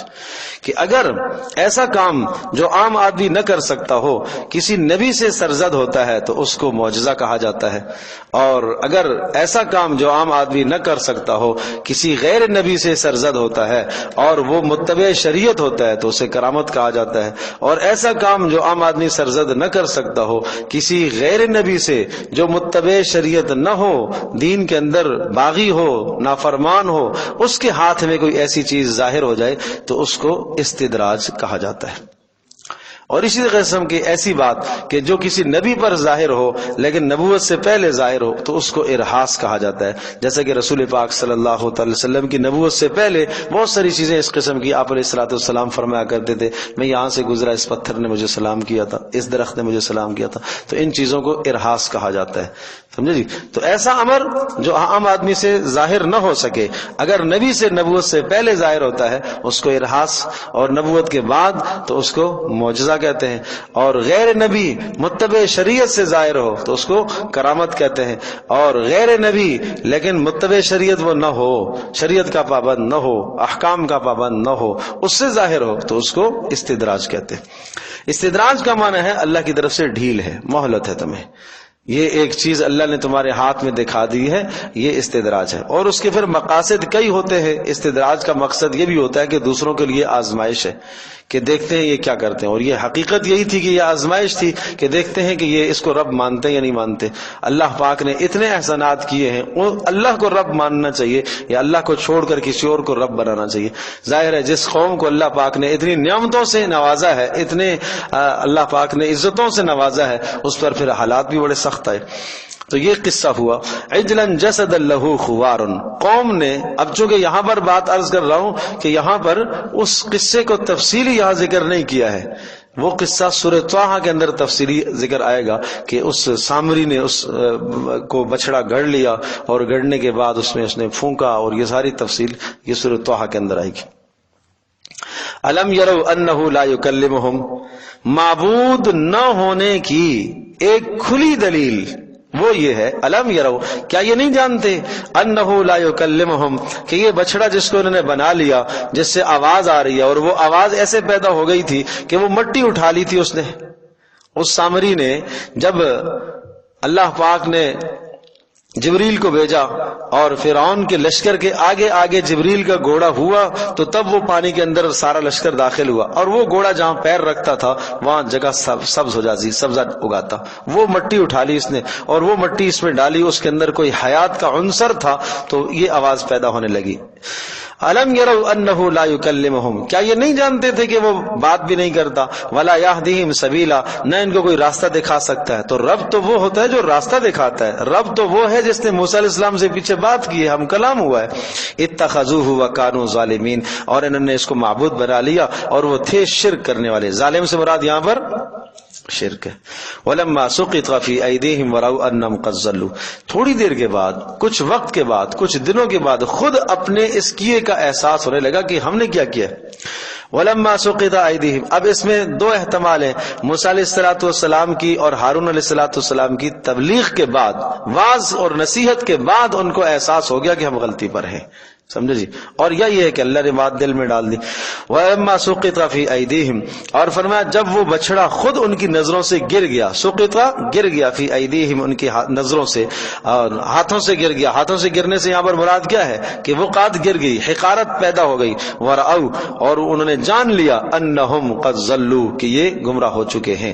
قالوا، اب اللہ کی طرف معذرت کرنے لگے اور کہنے لگے لَإِن لَّمْ يَرْحَمْنَا رَبُّنَا، اگر ہمارے پروردگار نے ہمارے پر رحم نہ فرمایا، وَيَغْفِرْ لَنَا، اور ہمارے گناہوں کو معاف نہ کیا، لَنَكُونَنَّ مِنَ الْخَاسِرِينَ، تو ہم تو خسارہ پانے والے ہو جائیں گے. وَلَمَّا رَجَعَ مُوسَىٰ إِلَىٰ قَوْمِهِ غَضْبَانَ آسِفًا، اب بعض مفسرین لکھا ہے کہ یہاں تقدیم تاخیر ہے، کہ وہ والی بات جو پیچھے گزر چکی ہے وہ بعد میں ہے اور یہ بات پہلے ہے، کہ موسیٰ علیہ السلام تشریف لائے اور موسیٰ علیہ السلام نے آ کے سمجھایا، غصہ بھی کیا، ناراض بھی ہوئے، پھر سمجھایا، اور اس کے بعد پھر موسیٰ علیہ السلام کے سامنے انہوں نے توبہ کی. وَلَمَّا رَجَعَ، اور جب موسیٰ علیہ السلام واپس پلٹے کتاب لے کر، اِلیٰ قَوْمِهِ، اپنے قوم کی طرف، غضبان، غصے کی حالت میں، غصے سے بھرے ہوئے، اسفاً، افسوس کرتے ہوئے، قَالَ بِئْسَ مَا خَلَفْتُمُونِی مِن بَعْدِی، فرمایا بہت برا کیا تم لوگوں نے، خَلَفْتُمُونِی مِن بَعْدِی، میرے بعد تم نے یہ جانشینی کی ہے، تمہیں ایسا کرنا چاہیے تھا. اب یہ بات ہے، اعجلتم امر ربکم، تم نے اپنے پروردگار کے حکم میں جلدی کیوں کی ہے؟ تمہیں نہیں پتا کہ اللہ تبارک و تعالی کا اس دنیا کے اندر نظام کیا ہے؟ یہ دار الاسباب ہے، اور وعدوں کے ساتھ، اور ایک وقت کے بعد ہر چیز ہوتی ہے. تو ایک وقت مجھے دیا گیا تورات کے ملنے کا، کتاب کے ملنے کا، جب ایک وقت دیا گیا تو تمہیں انتظار کرنا چاہیے تھا. اعجلتم، تم نے جلدی کی، عجرت مچائی تم لوگوں نے، امر ربکم، اپنے پروردگار کے حکم کی جلدی مچائی. وَأَلْقَى الْأَلْوَاحَ، اور موسیٰ علیہ السلام نے رکھ دیا ان تختیوں کو. اس کا ترجمہ میں کر رہا ہوں، رکھ دیا. وَأَخَذَ بِرَأْسِ أَخِيهِ، ایک طرف تختیوں کو کنارے رکھا، اور اس کنارے رکھنے کو، جلدی اور عجلت کو القا سے تعبیر کیا. پھینکنا مراد نہیں ہے، القا ہے، القا سے مراد رکھنا ہے. وَأَخَذَ، اور پکڑ لیا، بِرَأْسِ أَخِيهِ، موسیٰ علیہ السلام نے اپنے بھائی کا سر پکڑ لیا، يَجُرُّهُ إِلَيْكَ، اور اس کو اپنی طرف کھینچ رہے تھے. اور یہ جو کھینچنا ہے، چونکہ حد درجے کا جب غضب اور غصہ، اور ان کا غصہ موسیٰ علیہ السلام کا بھی بجا تھا، تو موسیٰ علیہ السلام نے غضبناک حالت میں اس طرح سے اپنے بھائی کے سر کو پکڑا اور بالوں کو کھینچا. اور مراد یہ تھا کہ آپ نے سمجھایا کیوں نہیں ہے قوم کو. دوسری جگہ پر سورۃ طٰہٰ میں اس کا تذکرہ ہے. قال ابن ام ان القوم استضعفونی وکادوا یقتلوننی، حضرت ہارون کہنے لگے بھائی جان، ان ابن ام، اے میری ماں کے بیٹے، ماں کے بیٹے. ایک بات تو یہ ہے، بعض نے کہا کہ ماں کا لفظ اس لیے کہا تاکہ دل ٹھنڈا ہو جائے اور تاکہ ماں کی رحمت یاد آ جائے اور بات آگے تک نہ بڑھے، ایک بات. اور دوسرا یہ معنی ہے کہ ماں شریک بھائی تھے، سمجھے جی، باپ شریک، دونوں کے باپ الگ الگ تھے، لیکن پہلے والا قول زیادہ بہتر ہے کہ ماں کا نام اس لیے لیا. ان القوم استضعفونی وکادوا یقتلوننی، اے میرے بھائی جان، ان القوم، بے شک قوم نے، استضعفونی، مجھے بہت بے حقیقت سمجھ لیا تھا، میری بات ہی نہیں سنتے تھے. وکادوا یقتلوننی، اور قریب تھا کہ مجھے قتل کر ڈالتے. نصیحت اگر مزید کرتا تو دو ٹکڑے بن جاتے، اور تو یوں کہتا فرقت بینی و بین قومی، آپ نے میرے اور قوم کے درمیان میں جدائی کیوں ڈال دی ہے؟ تو اگر نصیحت کرتا تو کچھ مانتے، اور جو مانتے وہ میرے ہوتے، جو نہ مانتے مخالف بنتے، تو دو فریق بن جاتے. دو فریق بن جاتے تو پھر بھی آپ مجھے ملامت فرماتے. تو اس لیے میں نے کنارہ کشی اختیار کی، اپنا عذر پیش کیا. لہذا فلا تشمت بی الاعداء، لہذا آپ مت ہنسائیے میرے اوپر الاعداء، دشمنوں کو. ولا تجعلنی مع القوم الظالمین، اور مجھے مت کر دیجئے ظالم لوگوں میں سے، میں ظالم نہیں ہوں، میرے ساتھ یہ برتاؤ نہ کیجیے. خیر، موسیٰ علیہ السلام کا غضب اور غصہ ٹھنڈا ہوا ان کلمات سے، اور پھر فرمانے لگے رب اغفر لی ولی اخی وادخلنا فی رحمتک، اے میرے پروردگار میری بھی بخشش فرما اور میرے بھائی کی بھی بخشش فرما. تو پتہ چلا ہے کہ یہ میری اجتہادی خطا ہے، میری اجتہادی غلطی اور خطا کو اے اللہ معاف فرما. سمجھے جی؟ تو پیغمبر ہیں، اللہ کے نبی ہیں، اجتہادی لغزش ہے کہ اے اللہ میری اس اجتہادی خطا کو معاف فرما، ولی اخی، اور میرے بھائی کی کو بھی درگزر فرما. تو پتہ چلا کہ انسان اگر کبھی کسی کے ساتھ کوئی ایسا جو ہے ناروا سلوک کر دیتا ہے تو پھر اس کے لیے بخشش اور استغفار بھی مانگنا چاہیے. وادخلنا فی رحمتک، اے اللہ ہمیں داخل کر دیجئے اپنی رحمت میں، وانت ارحم الراحمین، اے اللہ تو بہترین رحم کرنے والا ہے۔ ان الذین اتخذوا العجل، آپ ان لوگوں کا انجام گوسالہ پرستی جنہوں نے کی ہے، بچڑے کی پوجا کی ہے، ان کی ذلت اور رسوائی وہ کیسے ہوئی۔ ان الذین اتخذوا العجل، بے شک وہ لوگ جنہوں نے بنایا العجل، بچڑے کو معبود بنایا۔ ان الذین اتخذوا، جنہوں نے بنایا العجل الہا، مفعول ثانی محذوف ہوتا ہے یہاں پر۔ سینالہم غضب من ربہم، ان کو پہنچے گا ان کے پروردگار کی طرف سے غضب ہے، اگر انہوں نے توبہ نہ کی تو اللہ تبارک تعالی کی طرف سے غضب آئے گا۔ وذلۃ فی الحیات الدنیا، اور دنیا میں ان کی ذلت اور رسوائی ہوگی۔ وکذالک نجزی المفترین، اور یہی بدلہ ہم دیا کرتے تھے، یہی ہم بدلہ دیا کرتے ہیں المفترین، گھڑنے والوں کا، افترا کرنے والے، جو دین میں نئی نئی چیز ایجادات کرتے ہیں، بدعات گڑتے ہیں، اور ان کا یہی صلہ ہوا کرتا ہے۔ اور چونکہ پہلے سپارے کے اندر تفصیل موجود ہے، فَاقْتُلُوا أَنفُسَكُمْ ذَلِكُمْ خَيْرٌ لَكُمْ عِنْدَ بَارِئِكُمْ فَتَابَ عَلَيْكُمْ إِنَّهُ هُوَ التَّوَّابُ الرَّحِيمُ، کہ ان کی سزا یہ مقرر ہوئی ہے کہ اب تمہیں اپنے آپ کو مارنا پڑے گا، قتل کرنا پڑے گا، ایک دوسرے کو قتل کرنا پڑے گا۔ تو جنہوں نے بچڑے کی پوجا کی تھی، عبادت کی تھی، انہوں نے ایک دوسرے کو پھر قتل کیا، تو یہ توبہ کی قبولیت کی ان کے لیے شرط تھی۔ اور اس امت کو یہ سمجھایا گیا کہ دیکھو کتنا سخت مشکل حکم تھا، کتنا سخت مشکل حکم تھا، تو تمہارے اوپر وہ مشکل احکام ہم نے نہیں ڈالے ہیں کہ اگر کوئی گناہ کر دے تو اس وقت تک اس کی توبہ قبول نہ ہو جب تک اپنے آپ کو وہ قتل نہ کرے۔ والذین عملوا السیئات ثم تابوا من بعدها وآمنوا ان ربک من بعدها لغفور الرحیم، اور فرمایا وہ لوگ جنہوں نے گناہ کیے، ثم تابوا من بعدها، پھر اس کے بعد انہوں نے توبہ کی، وآمنوا، اور پھر وہ ایمان لے آئے، ان ربک من بعدها لغفور الرحیم، تمہارا پروردگار بے شک ان گناہوں کے بعد بخشنے والا مہربان ہے۔ ولما سکت عن موسی الغضب اخذ الالواح، اور جب موسی علیہ السلام کا غضب ٹھنڈا ہوا، ہارون علیہ السلام نے معذرت پیش کی۔ اور اس سے ایک سبق یہ بھی سمجھ میں آتا ہے کہ اگر کسی ایک شخص کو غصہ آ بھی جائے تو دوسرا معذرت پیش کرے اور دوسرا غصے کو نہ دکھائے، سمجھے جی، تاکہ بات آگے نہ بڑھے۔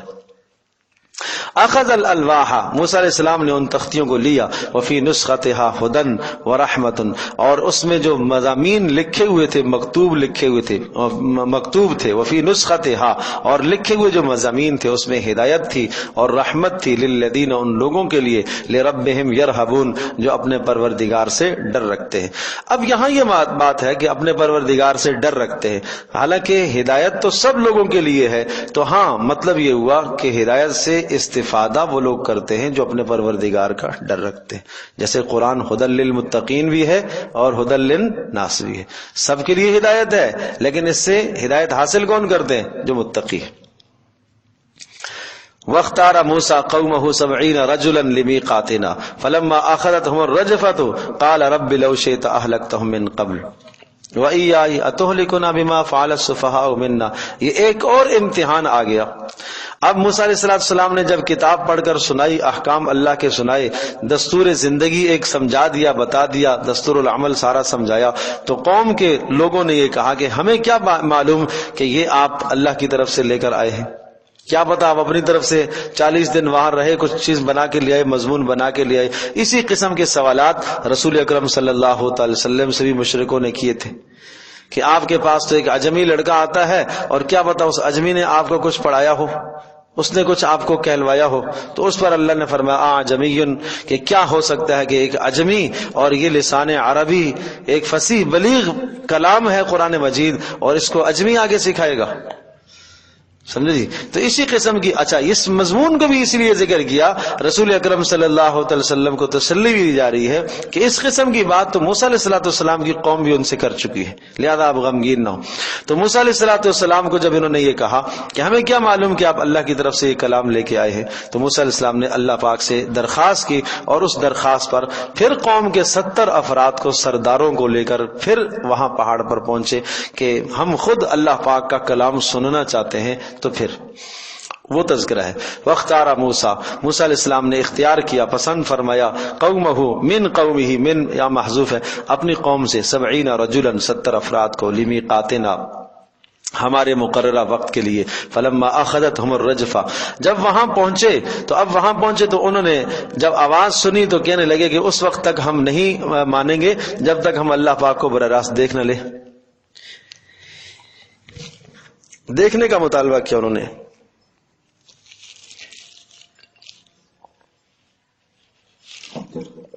تو یہ ایک جاہلانہ حرکت تھی اور گستاخی والی حرکت تھی، اس لیے اللہ پاک کی طرف سے پھر ایک سزا ہوئی. فلما اخذتهم الرجفہ، جب اللہ پاک کے کلام کو انہوں نے سنا نہ مانا اور کیا کیا، یوں کہنے لگے ارنا اللہ جہرا، اللہ پاک ہمیں دکھائے، ہم اللہ کو دیکھنا چاہتے ہیں. سمجھے جی. ایک سائبان آیا، بادل آیا، اس بادل سے آواز آئی، اللہ کا کلام ہے، لیکن یہ نہ مانے تو پھر اللہ کی طرف سے کیفیت آئی عذاب کی.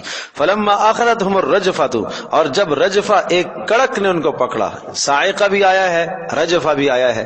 صاعقہ اور رجفہ کہتے ہیں زلزلے کو اور صاعقہ کہتے ہیں اوپر سے آواز کو. تو ممکن ہے دونوں چیزیں جمع ہو گئی ہوں، دونوں چیزیں آئی ہوں. تو جیسا ہی یہ کیفیت ہوئی ہے عذاب کی تو سب کے سب وہاں گر پڑے اور سب کی موت واقع ہو گئی. یا مفسرین کے دو قول ہیں. بعض نے کہا کہ موت حقیقت میں واقع نہیں ہوئی، ایسے بے ہوش ہو گئے جیسا کہ مرے ہوئے پڑے ہوئے. سمجھے. لیکن قرآن کے ظاہری الفاظ یہی بتا رہے ہیں کہ موت ہی واقع ہوئی ہے، موت واقع ہوئی. اور اللہ پاک کے لیے کیا مشکل ہے کہ موت واقع کر کے دوبارہ ان کو زندہ کرنا. گویا کہ ان کو یہ بھی سمجھانا تھا کہ جس پروردگار نے ابھی تمہیں موت دی ہے اور ابھی تمہیں اٹھایا ہے وہ قیامت کے دن بھی تمہیں اٹھا سکے گا. تو قال رب لو شئت اہلکتم. اب موسیٰ علیہ السلام نے جب ان کی موت دیکھی تو افسوس کرنے لگے اور اللہ سے التجا کی، اے میرے پروردگار میں مانتا ہوں یہ امتحان ہے آپ کی طرف سے، یہ آپ کی طرف سے ایک امتحان اور آزمائش ہے، لیکن رب لو شئت اہلکتم، اگر آپ چاہتے تو ان کو پہلے آپ ہلاک کر دیتے، وہ غرق میں ہلاک ہو جاتے، سمندر میں ہلاک ہو جاتے، پیچھے قوم کے سامنے ہلاک ہو جاتے. اب میں جب واپس جاؤں گا تو میں کیا قوم کو جواب دوں گا. سمجھے جی. من قبل، اس سے پہلے، وَإِيَّایَ، اور مجھے بھی ہلاک کر دیتے تو قادر ہے. اَتُهْلِكُنَا، اے اللہ کیا آپ نے ہلاک کر دیا ہمیں، بِمَا فَعَلَ السُّفَهَاءُ مِنَّا، ہم میں سے چند بے وقوف لوگوں کی وجہ سے، کہ ان کی نادانی کی بنیاد پر اللہ اتنی بڑی آزمائش. ان ہی الا فتنتک، مجھے یقین ہے یہ آپ کی طرف سے ایک آزمائش ہے، لیکن میں رحم کی درخواست کرتا ہوں. تو ذل بہا من تشاء، جس کو تو چاہتا ہے اس سے گمراہ کرے گا اور جسے تو چاہے گا تو ہدایت دے گا. یعنی اب جب تو زندہ کرے گا تو اس کے بعد جو نہیں مانے گا اس کے لیے گمراہی کے راستے کھلیں گے اور جو مانے گا اس کے لیے ہدایت کے راستے کھلیں گے. انت ولینا، اے ہمارے پروردگار تو ہی ہمارا دین اور دنیا دونوں جہانوں کے اندر ہمارا ولی، کام بنانے والا. فاغفر لنا، ہمیں درگزر فرما، ورحمنا، اور رحم فرما، دوبارہ ان کو زندہ فرما. اور وانت خیر الغافرین، اے اللہ تو بہترین معاف کرنے والا ہے. اور دوسری جگہ پر تذکرہ ہے ثم بعثناکم من بعد موتکم، پھر ہم نے ان کو زندہ کیا. ٹھیک ہے جی. ہاں تو پھر زندہ ہوئے. اور اس کے بعد وَاكْتُبْ لَنَا، موسیٰ علیہ السلام کی اللہ سے جو ہم کلامی بات چیت ہے اس کا تذکرہ ہے. وَاكْتُبْ لَنَا فِي هَذِهِ الدُّنْيَا حَسَنَةً، اے اللہ اس دنیا میں ہمارے لیے ایسی بھلائی لکھ دے تاکہ ہم اس قسم کی بے اعتدالی کا شکار دوبارہ نہ ہو سکیں. جیسے یہ بے اعتدالی انہوں نے کی ہے، ایسی بھلائی لکھ دے تاکہ دوبارہ کسی قسم کی بے اعتدالی میں ہم مبتلا نہ ہوں. وفی الآخرہ، اور آخرت میں بھی اے اللہ ہمیں رحمت سے نواز. انا ہدنا الیک، اے اللہ ہم سب آپ کی طرف رجوع کرنے والے ہیں. قال عذابی، اللہ نے جواب دیا عذابی اصیب به من اشاء، میرا عذاب پہنچے گا اس شخص پر جس پر میں چاہوں گا. ورحمتی وسعت کل شیء، البتہ میری رحمت اس جہان میں ہر شے کو شامل ہے. مسلمانوں کو بھی ملے گی، کافروں کو بھی ملے گی. اس جہان میں رحمت میری ہر ایک کو ملے گی، مسلمانوں پر بھی آئے گی، کافروں پر بھی آئے گی. رہی بات رحمت خاصہ کی، آپ یہ کہہ رہے ہیں کہ ایسی رحمت لکھ دے، ایسی ہدایت ہمارے لیے لکھ دے تاکہ اس کے بعد ہم کسی بے اعتدالی کا شکار بولو نہ ہو. وہ کس کے لیے ہے؟ اس کے لیے شرط ہے. فَسَأَكْتُبُهَا، اور اس رحمت خاصہ کو میں لکھتا ہوں یا میں طے کروں گا، میں فیصلہ کر رہا ہوں. لِلَّذِينَ، ان لوگوں کے لیے، يَتَّقُونَ، جو بچیں گے گناہوں سے. سمجھے جی. وَيُؤْتُونَ الزَّكَاةَ، اور دوسری چیز زکوٰۃ کو ادا کریں گے. یعنی بدنی عبادات کا اہتمام، مالی عبادات کا اہتمام کریں گے، اور والذین ہم بآیاتنا یؤمنون، اور جو ہماری آیتوں پر ایمان رکھیں گے۔ اس سے مفسرین نے لکھا ہے کہ یہ رسول پاک صلی اللہ علیہ وسلم کی امت کے لیے خاصہ رحمت خاصہ کا تذکرہ ہے کہ ہم رحمت خاصہ ان لوگوں کو دیں گے جو تقوی اختیار کریں گے، گناہوں سے بچیں گے، شرک سے بچیں گے، اور اسی طرح سے زکوٰۃ، عمل جوارح کے پابند ہوں گے، اور اصلاح عقیدہ کریں گے، والذین ہم بآیاتنا یؤمنون، جو عقیدے کی اصلاح کریں گے۔ الذین یتبعون الرسول، اسی کی پھر آگے تفسیر ہے، الذین وہ لوگ، یتبعون جو اتباع کریں گے، الرسول النبی اس رسول کی جو نبی، الامیہ جو امی ہے، اور وہ رسول اکرم صلی اللہ علیہ وسلم کا تذکرہ تورات میں آ گیا، الذی یجدونہ مکتوبا عندہم فی التوراۃ والانجیل، کہ جس کا تذکرہ یہ لوگ پاتے ہیں لکھا ہوا تورات میں بھی اور انجیل میں بھی، یأمرہم بالمعروف، رسول پاک صلی اللہ علیہ وسلم کی صفات کیا، یأمرہم بالمعروف نیکیوں کا حکم کرے گا، وینہاہم عن المنکر اور ان کو گناہوں سے روکے گا، ویحل لہم الطیبات اور ان کو پاکیزہ چیزیں حلال بتائے گا۔ یحل کیا ترجمہ کر رہا ہوں، حلال بیان کرے گا، بتائے گا، حلال بیان کرے گا ان کے لیے طیبات پاکیزہ چیزوں کو، اور ویحرم علیہم الخبائث، سمجھے جی۔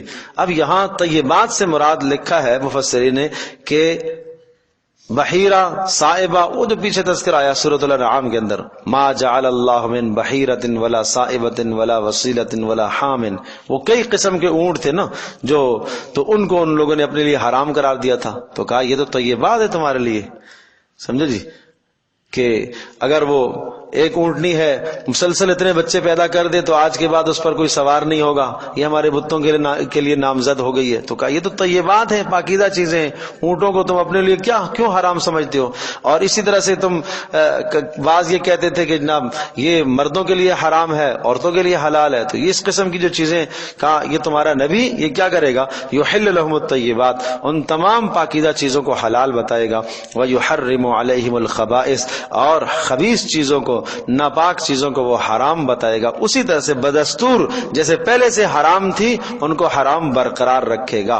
ایسا نہیں ہوا کہ کوئی چیز جو ہے خبائث میں سے پہلے وہ کیا تھی، حرام تھی، حلال تھی، اور رسول پاک صلی اللہ علیہ وسلم نے اس کو آگے حلال کیا ہو، ایسا نہیں ہے۔ یہاں پر خبائث سے مراد ہے میتہ، لحم خنزیر، جس کا تذکرہ پیچھے آیا ہے، حرمت علیکم المیتۃ والدم ولحم الخنزیر، وہ وما اہل لغیر اللہ بھی، اللہ کے نام کے علاوہ کسی اور کا نام لے کر جس جانور کو ذبح کیا گیا ہو، ان تمام کو خبائث کہا گیا۔ وَيَضَعُ عَنْهُمْ إِصْرَهُمْ اور رسول کیا کرے گا، یضع اتارے گا، عنہم ان سے، اسرہم ان کے بوجھوں کو اتارے گا، احکام شاقہ شدید بوجھ، سمجھے جی۔ اب شدید بوجھ سے مراد کیا ہے کہ ایسے احکام کے جن احکام پر عمل کرنا بہت مشکل تھا، جیسا کہ قتل کرے گا، توبہ کوئی گناہ کرتا ہے تو اسے قتل کرنا پڑے گا، اسی طرح سے کسی عضو سے گناہ کرتا ہے تو اس وقت تک معاف نہیں ہے جب تک اس عضو کو کاٹے گا نہیں، اسی طرح سے نجاست اگر لگ گئی کپڑے کے ساتھ تو پاک نہیں ہوگا جب تک کپڑا کاٹا نہ جائے، دھونے سے پاک نہ ہو۔ اس قسم کے سخت احکام رسول پاک صلی اللہ علیہ وسلم نے ختم فرمائے۔ والاغلال التي كانت علیہم اور اسی طرح سے وہ بھاری بھاری بوجھ جو ان کی گردنوں کے اندر پڑے ہوئے تھے، سمجھے۔